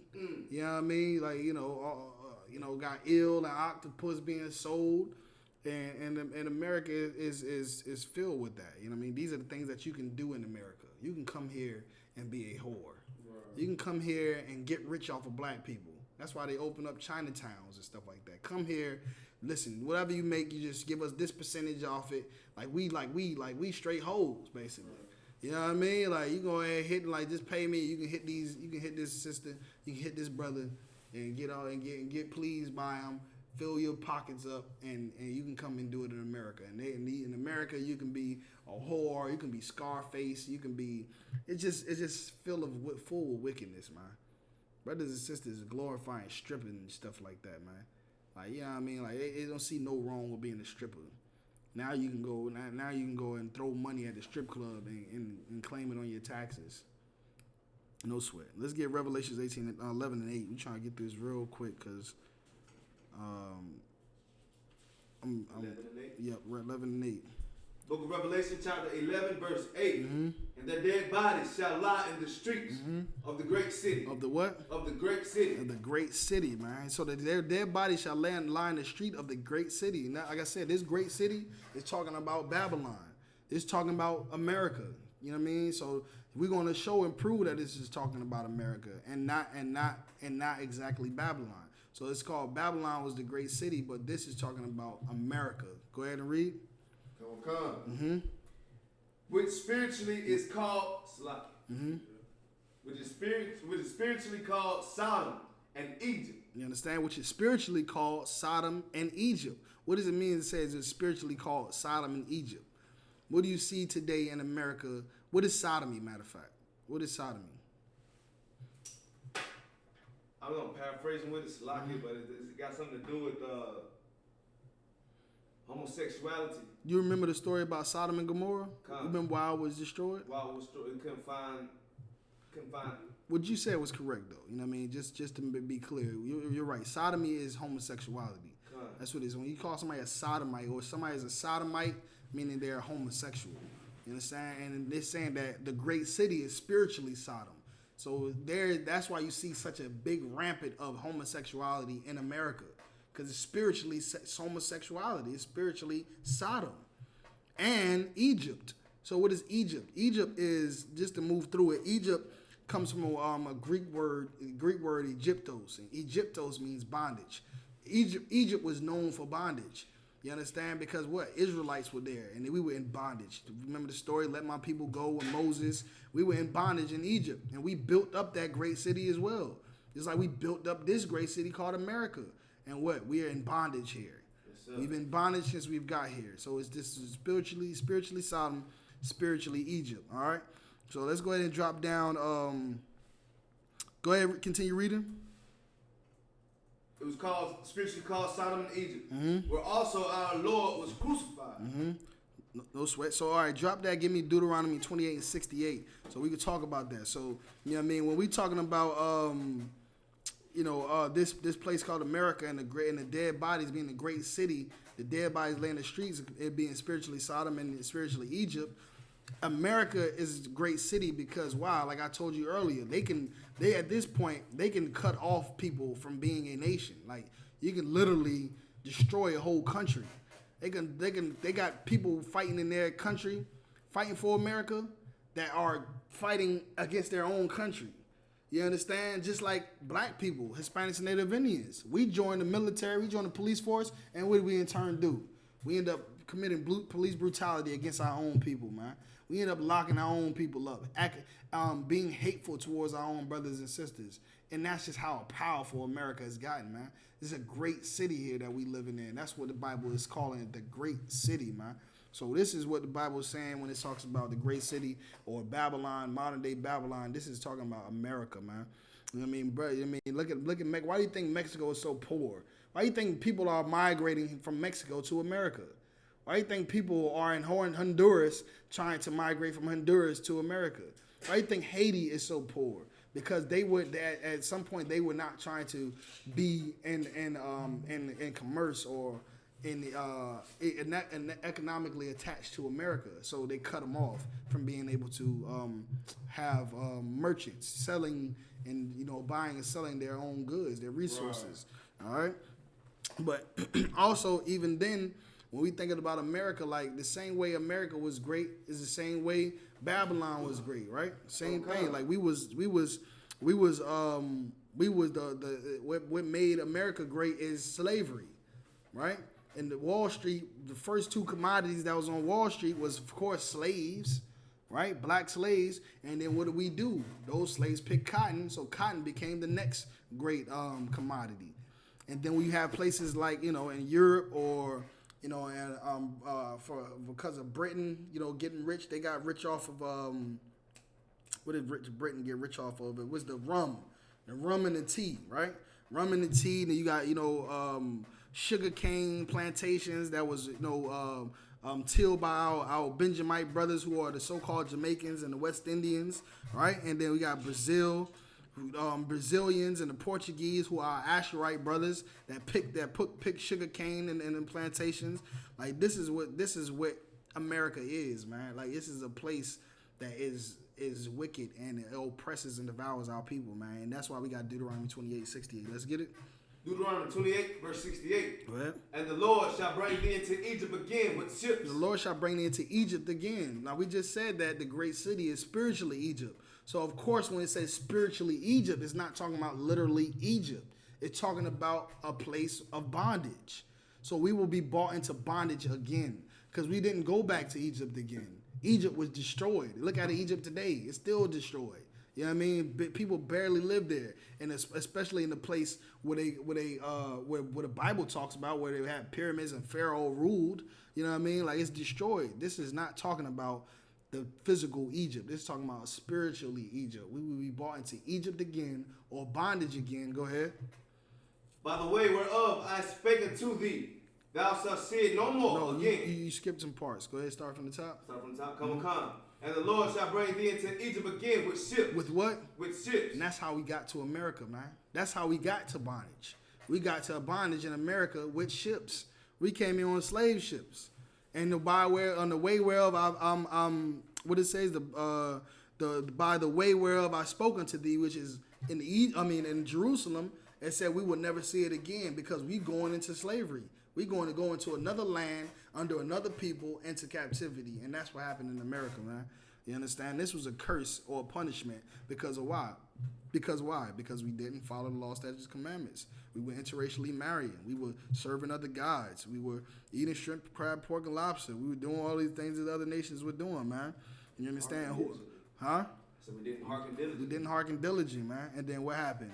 We went into slavery on ships, and who were we sold to? The British, our enemies, nonetheless. You understand? The British. You understand? The British, the white man, the Dutch, the Portuguese, the Spaniards, the French. You know what I mean? Like, that's who we were sold to. Our enemies, man. You understand? The white man. So, in all actuality, who runs America? Who runs Babylon or America? The white man. You know what I mean? So, America resurrected ancient Egypt. The same way Nimrod had done after the flood of Noah. All right, so let's go ahead and get back to Revelations right quick. We're going back. That was just a precept for Egypt. You understand? Talking about the great city and being spiritually Egypt. We were coming to Egypt again on ships. Now we're going to go back to Revelations chapter 18, verse 3. 18 and 3. Revelation chapter 18 and 3. For all nations have drunk of the wine of the wrath of her fornication. And the kings of the earth have committed fornications with her. Right. So this is saying that all the nations benefit off the wine. Why? What does that mean? That means that all these other nations, meaning that the white man is the one that did it, but these other nations, meaning the Arabs, the Chinese, the Japanese, the Koreans, the Africans, they all benefited off our extortion.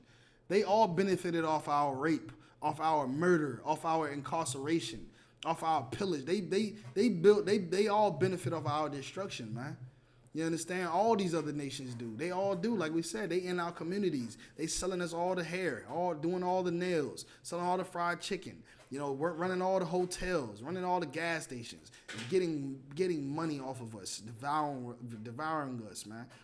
All off of what Esau did to us, man. You understand? And that's why you see, so many businesses are ran by Koreans and Arabs, like Africans, and they got all of the electronics they selling. I mean, they sell everything. They got it all. Chinatown, like we talked about before, like Chinatown in New York, Chinatown in Las Vegas, all these great cities, they getting rich off of us, man. Go ahead. Come. Finish that one off. Go ahead. And the merchants of the earth are waxed rich through the abundance of her delicacies. Right. And they're wax rich, man. The merchants are wax rich, man. This is talking about, you understand, like the salesmen of these people, man. Like their businesses. Like I said, they in cahoots with the white man. They gonna get rich, and they getting rich off of us, because we the one that makes them. We the one that make them rich. All right, drop that right quick. Give me Deuteronomy 32:7. You understand? Like just to be on the topic, there are no borders like the Lord intended. You know what I mean? There's Arabs here, there's Africans, there's Russians, there, you know what I mean, Italians, we all, and who is mixed with them? Blacks, Hispanics, and Native Indians, the so-called Blacks, Hispanics, and Native Indians, the Israelites. We're mixed with them, just like we were in Babylon. And because of that, like I said, the Lord is going to visit America, man, just like he visited Babylon, man. He's going to visit America, and he's going to destroy America, just like he destroyed any other place that we were in captivity or joining with these other nations, man. Go ahead, let me get what you got. Okay, Book of Deuteronomy, chapter 32, verse 7. Go ahead. Remember the days of old. Remember the days of what? Remember the days of old. No, that's in the past, man. Remember the days of old. Man, it's 2019. Remember the days of old. Remember the days of old, man. Like, you don't throw away your past and your history and all. Like, you remember that, man. You remember that, man. Read it again. Deuteronomy 32, verse 7. Remember the days of old. And all those things that I just was saying just now is what they say in the Christian church, man. That's in the past. It's 2016. It's 2019. It better be 2020, man. That's in the past. Go ahead. We can never go forward if we keep thinking about the past. Right. We can never go. Good night. We can never move forward if we keep thinking about the past. Good night. The Bible says what? Remember the days of old. You understand? Remember the days of old. Go ahead. Consider the years of many generations. Consider the years of many generations. Go ahead. Ask thy father, and he will show of thee. Ask thy father, he will show of thee, right? So those people that were in the time of Adam will have to ask Adam, right? And those people after that will have to ask Noah. Right. And those people after that will have to ask this brother and that brother, Abraham, Isaac, Jacob, the 12 tribes. This is how we do it. We today have to ask who? Our ancestors, our forefathers. We look to the Bible for that, man. You understand? We look to the Bible for that. We're going to know our history. We're going to learn it. We're going to learn our heritage, our traditions, our customs, and everything like that because it's important to us, or else we're going to be devoured even more and forevermore, man. You understand? It's up to us right now, man. You understand? Go ahead. Drop that. Give me Deuteronomy 32 and 8. I'm going to wrap it up. I'm running through it right now. Deuteronomy 32 and 8. Go ahead. When the Most High divided to the nations their inheritance, when he separated the sons of Adam, he sent the bounds of the people according to the number of the children of Israel. Right. So many generations ago, the Lord separated the sons of Noah, right? And he made them different nations, like we talked about before, right? He had Shem, Ham, Japheth. They were the same. They were brothers from the same father, right? But then the Lord made them into different nations. You know what I'm saying? Shem became the progenitor of specifically the Israelites, or Jacob and the Israelites, right? Then and the Ishmaelites, if I'm not mistaken, the Ishmaelites. Then we got Japheth, who became the progenitor of like the Asians and the Moabites and Chinese and so on and so forth. And Ham, of course, became the progenitor of the Africans. So he set them in different nations and different tribes. That's why it's 12 tribes in different nations. You know what I mean? Like they got the Cushites, I can't go through it right now. The Cushites, but each nation, even if it's Esau, like Esau, Edom. I mean, that's why they got Germans, Russians, Italians, and so on and so forth. Like it's all because of what we're reading right now. It's been separated. So let's rush through it real quick. I want to definitely get these scriptures so this video can be complete. Let me get Deuteronomy 2 and 4. Deuteronomy chapter 2, verse 4. All right, so the Lord set everybody in their own land, in their own place, to have their own, their own territory, so they can be able to have their own resources to feed, to clothe, and house all their people, right? Go ahead. And command all the people, saying, ye are passed through the coast of your brethren, the children of Esau, which dwell in Seir. Right, so Esau was dwelling in Mount Seir. That's where he put them at. Go ahead. And they shall be afraid of you. They shall be afraid of you. Go ahead. Take ye good heed unto yourself, therefore. Go ahead. Meddle not with them. So meddle do what? Meddle not with them. So Esau became the progenitor, like I said, of the white nation, the white tribes, or the nation, the white society. And the Lord says, meddle not with them. You understand? But they are afraid of you. But today, we meddle with them, and we're not afraid of them. You understand? We're afraid of them, right? Because we looking around our backs every day we come outside when the police pull us over. Good night. You understand? Go ahead. And meddle not with them, for I will not give you of your land, of their land. Right. No, not so much as a foot breadth. Go ahead. Because I have given Mount Seir unto Esau for possession. Go ahead. Ye shall buy meat of them for money. No sweat. Hold it right there. I just want to make it clear that the Lord gave instructions of the children of Israel to do what? To not fight and to take anything from another nation of people. So don't go into their land and to take their stuff because you have a land of your own with your own things that I've given to you. So the Lord separated every nation. All right. Let's go down to let's get to Matthew chapter 25 verse 31. All right. So the Lord took the earth, right, and he divided it into nations. You know what I mean? He took the earth, divided it into different nations or by a race of people, and gave them their land in relation to where he placed his chosen people, of course. All right. All in all, the moral of the story is he never did and still doesn't today want all nations to come together. So America is absolutely wicked, just like Babylon was, and the same result the same result that happened for Babylon is going to happen today in America, man. All right, let's get what you got when you got it. Matthew 25, verse 31. Mm-hmm. When the Son of Man shall come in his glory, Mm-hmm. and all the holy angels with him, Mm-hmm. then shall he sit upon the throne of his glory. Go ahead. And before him shall be gathered all nations. Uh-huh. And he shall separate them one from another, Right, go ahead. as a shepherd divided his sheep from the goats. Right, and this is it. So what is the Christian church talking about when they say we all should be gathered together under Christ? Every Christian I know is talking about we supposed to love everybody. Every Christian I know is talking about we supposed to all come together. It's supposed to be one nation. So God loves everybody. No, that's a lie.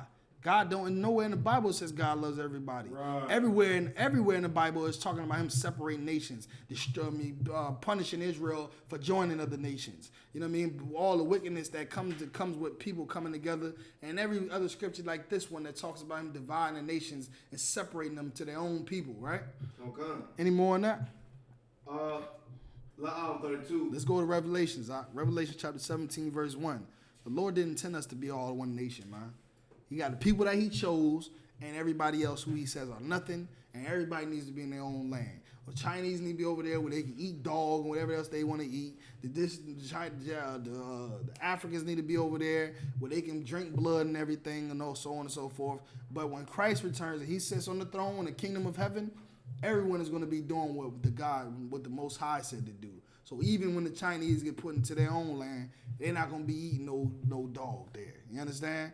It ain't going to be nobody working on Saturday. It ain't going to be no Halloween, Christmas, or dog eating festival. Ain't going to be no blood drinking and voodoo and witchcraft and tattoos and dreadlocks. None of that. It's not going to be none of that. All right, go ahead. Revelation 17, verse 1. Verse 1. And there came one of the seven angels which had the seven veils, and talked with me, saying unto me, Come hither. I will show unto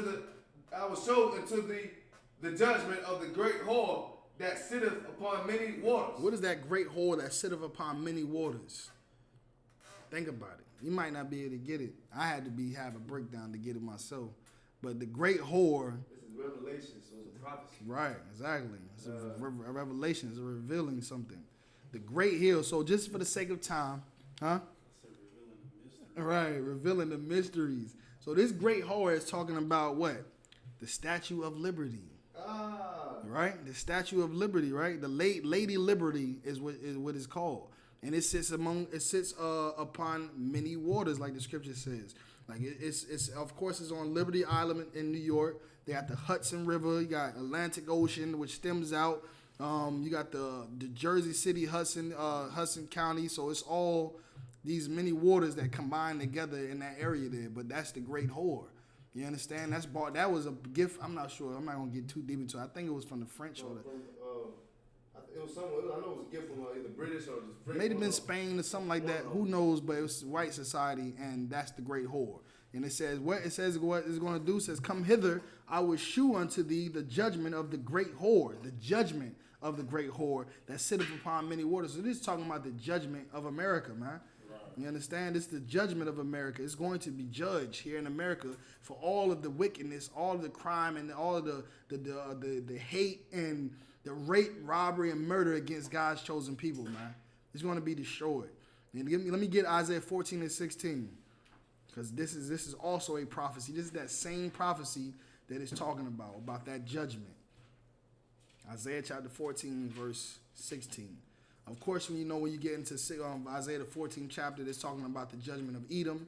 Edom, of course, today runs America and runs the entire world. So the great city and Babylon and everything else is talking about the judgment of Edom or Babylon, America, right? So let's get Isaiah the 14th chapter, verse 16. Isaiah the 14th chapter, verse 16. We got any questions or comments online? Go ahead, Doc. They that see thee shall narrowly look upon thee. And consider thee, saying, Is this the man that made the earth to tremble, that did shake kingdoms? Right, and when that day when America falls, these other nations will no longer look at the white man as something great and powerful. We no longer look at him as something like he's a God or he's Jesus and he's all that. We're gonna be looking at him like, is this the man? Is this the man that dropped those bombs on Hiroshima? Is this the man that dropped the nuke on Nagasaki in Japan? You know what I mean? That had Predator Jones and was bombing the Arabs. Is this the same man, right? That had the napalms that was dropping over the Vietnam. Is this the same man that, like it says, that caused the nations to shake? I mean, causes that did shake kingdoms. Is this the man? And that's the judgment of these people in America, man. They're gonna be bought down and slaughtered. Go ahead. Trooper Kazakh Shafar, going back, it may have been a delay, but he said it was France. France. That sounded about right. France. Let me get verse 17. Verse 17. That made the world as wilderness and destroyed the cities thereof. Right, and this is the reality of how the Lord saw ancient Babylon, the same way He sees America. Read that again. 17. Or verse 4, or chapter 14, verse 17. Go ahead. That made the world as a wilderness and destroyed the cities thereof. That opened not the house of his prisoners. Right, this is how He looked at it. Open not the house of His prisoners. What house is He talking about that are prisoners? It's talking about the house of Israel, or the so-called blacks, Hispanics, and Native Indians, right? This place is becoming a wilderness. Why? Because this place is void of resources, man.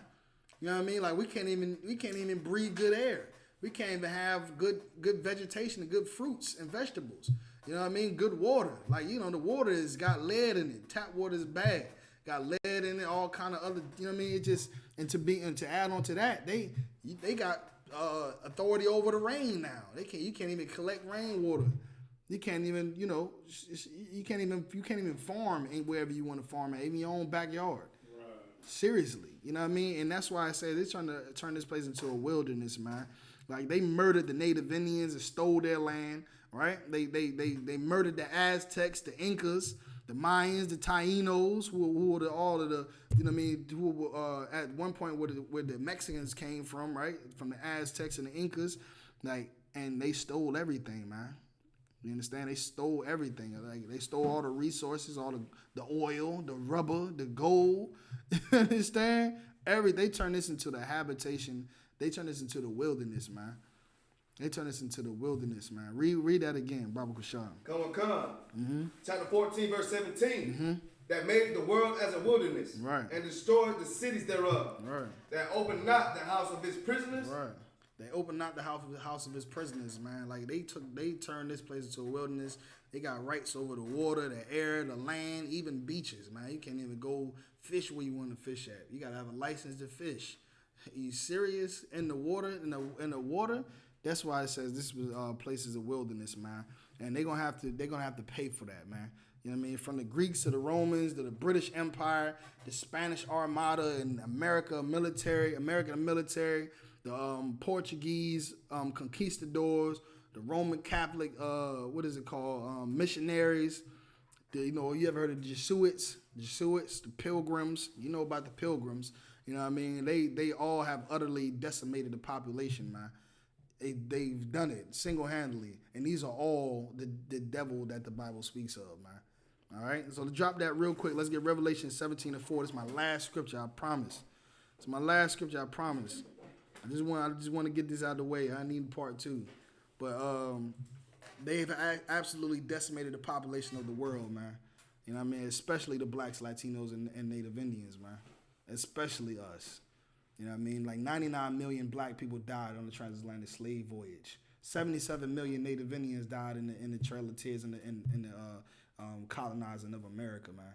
You know what I mean? So many countless Hispanics died. The Incas, like I said, the Incas, the Aztecs, the Mayans, like they were all murdered, man. And Native Indians walked onto reservations and still today are drunk and just oppressed out of their minds, man. Like that's why it says they open the house now. They're not of their prisoners, because even though the white man runs the entire world, the Chinese can still go and make money and have their own land. The Arabs can make money and have their own land, but blacks, Hispanics, and Native Indians, we can't. We only can make a certain amount. We can't have our own land. It's not possible. They don't open out the house of their prisoners. Go ahead and give me Revelations 17:4. 17:4. And the woman was arrayed in purple and scarlet color, and decked with gold and precious stones and pearls, having a golden cup in her hand full of abominations. All right, real quick, what is this talking about? Who knows? Woman was arrayed in purple, scarlet, and gold, precious stones. So of course this is talking about America, you understand? And likeness to Babylon. This is talking about America, right? So this is talking about how beautiful and decorated and glorious it appears, right? All of the Disneyland and South Beach, Miami. We got, Las Vegas, you know what I mean?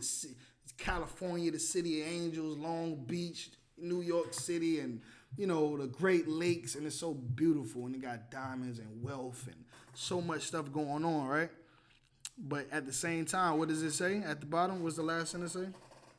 And it was full. Her hand is full of abomination and filthiness of her fornication. Right. So even though she's got, like it says, it's describing as a woman with all these jewels and beautiful things, it's still where all these nations come together, right?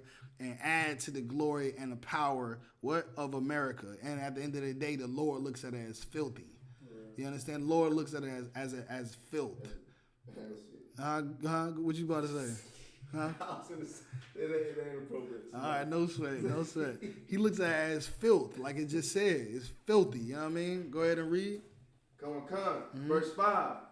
And upon her forehead was a name written, Mystery, Babylon the Great, the mother of all harlots and abominations of the earth. Right, Babylon the Great, man, and that's America, where it's filled with all kind of abominations, like what? Like drug addiction, witchcraft, rape, murder, theft, slavery, homosexuality, poverty, AIDS, child molestation, extortion, abortion, bribery. You know what I mean? We can go on and on and on and on, man. And this is what the Lord sees as Babylon.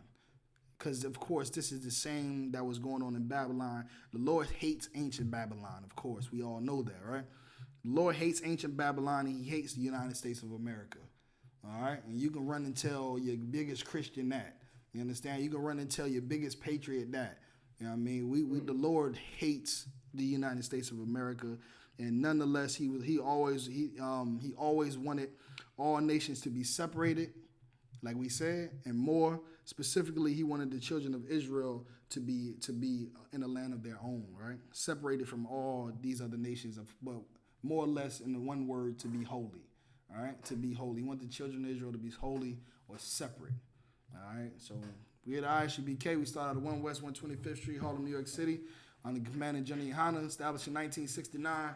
Teach the truth according to the Bible that the so-called blacks, Hispanics, and Native Indians are indeed the true children of Israel. We are absolutely not affiliated with any other Israelite group, and we want to teach the truth according to the Bible. It's like we teach the truth according to the Bible that the so-called blacks, Hispanics, and Native Indians are God's chosen people, man. With that, shalom. That's right.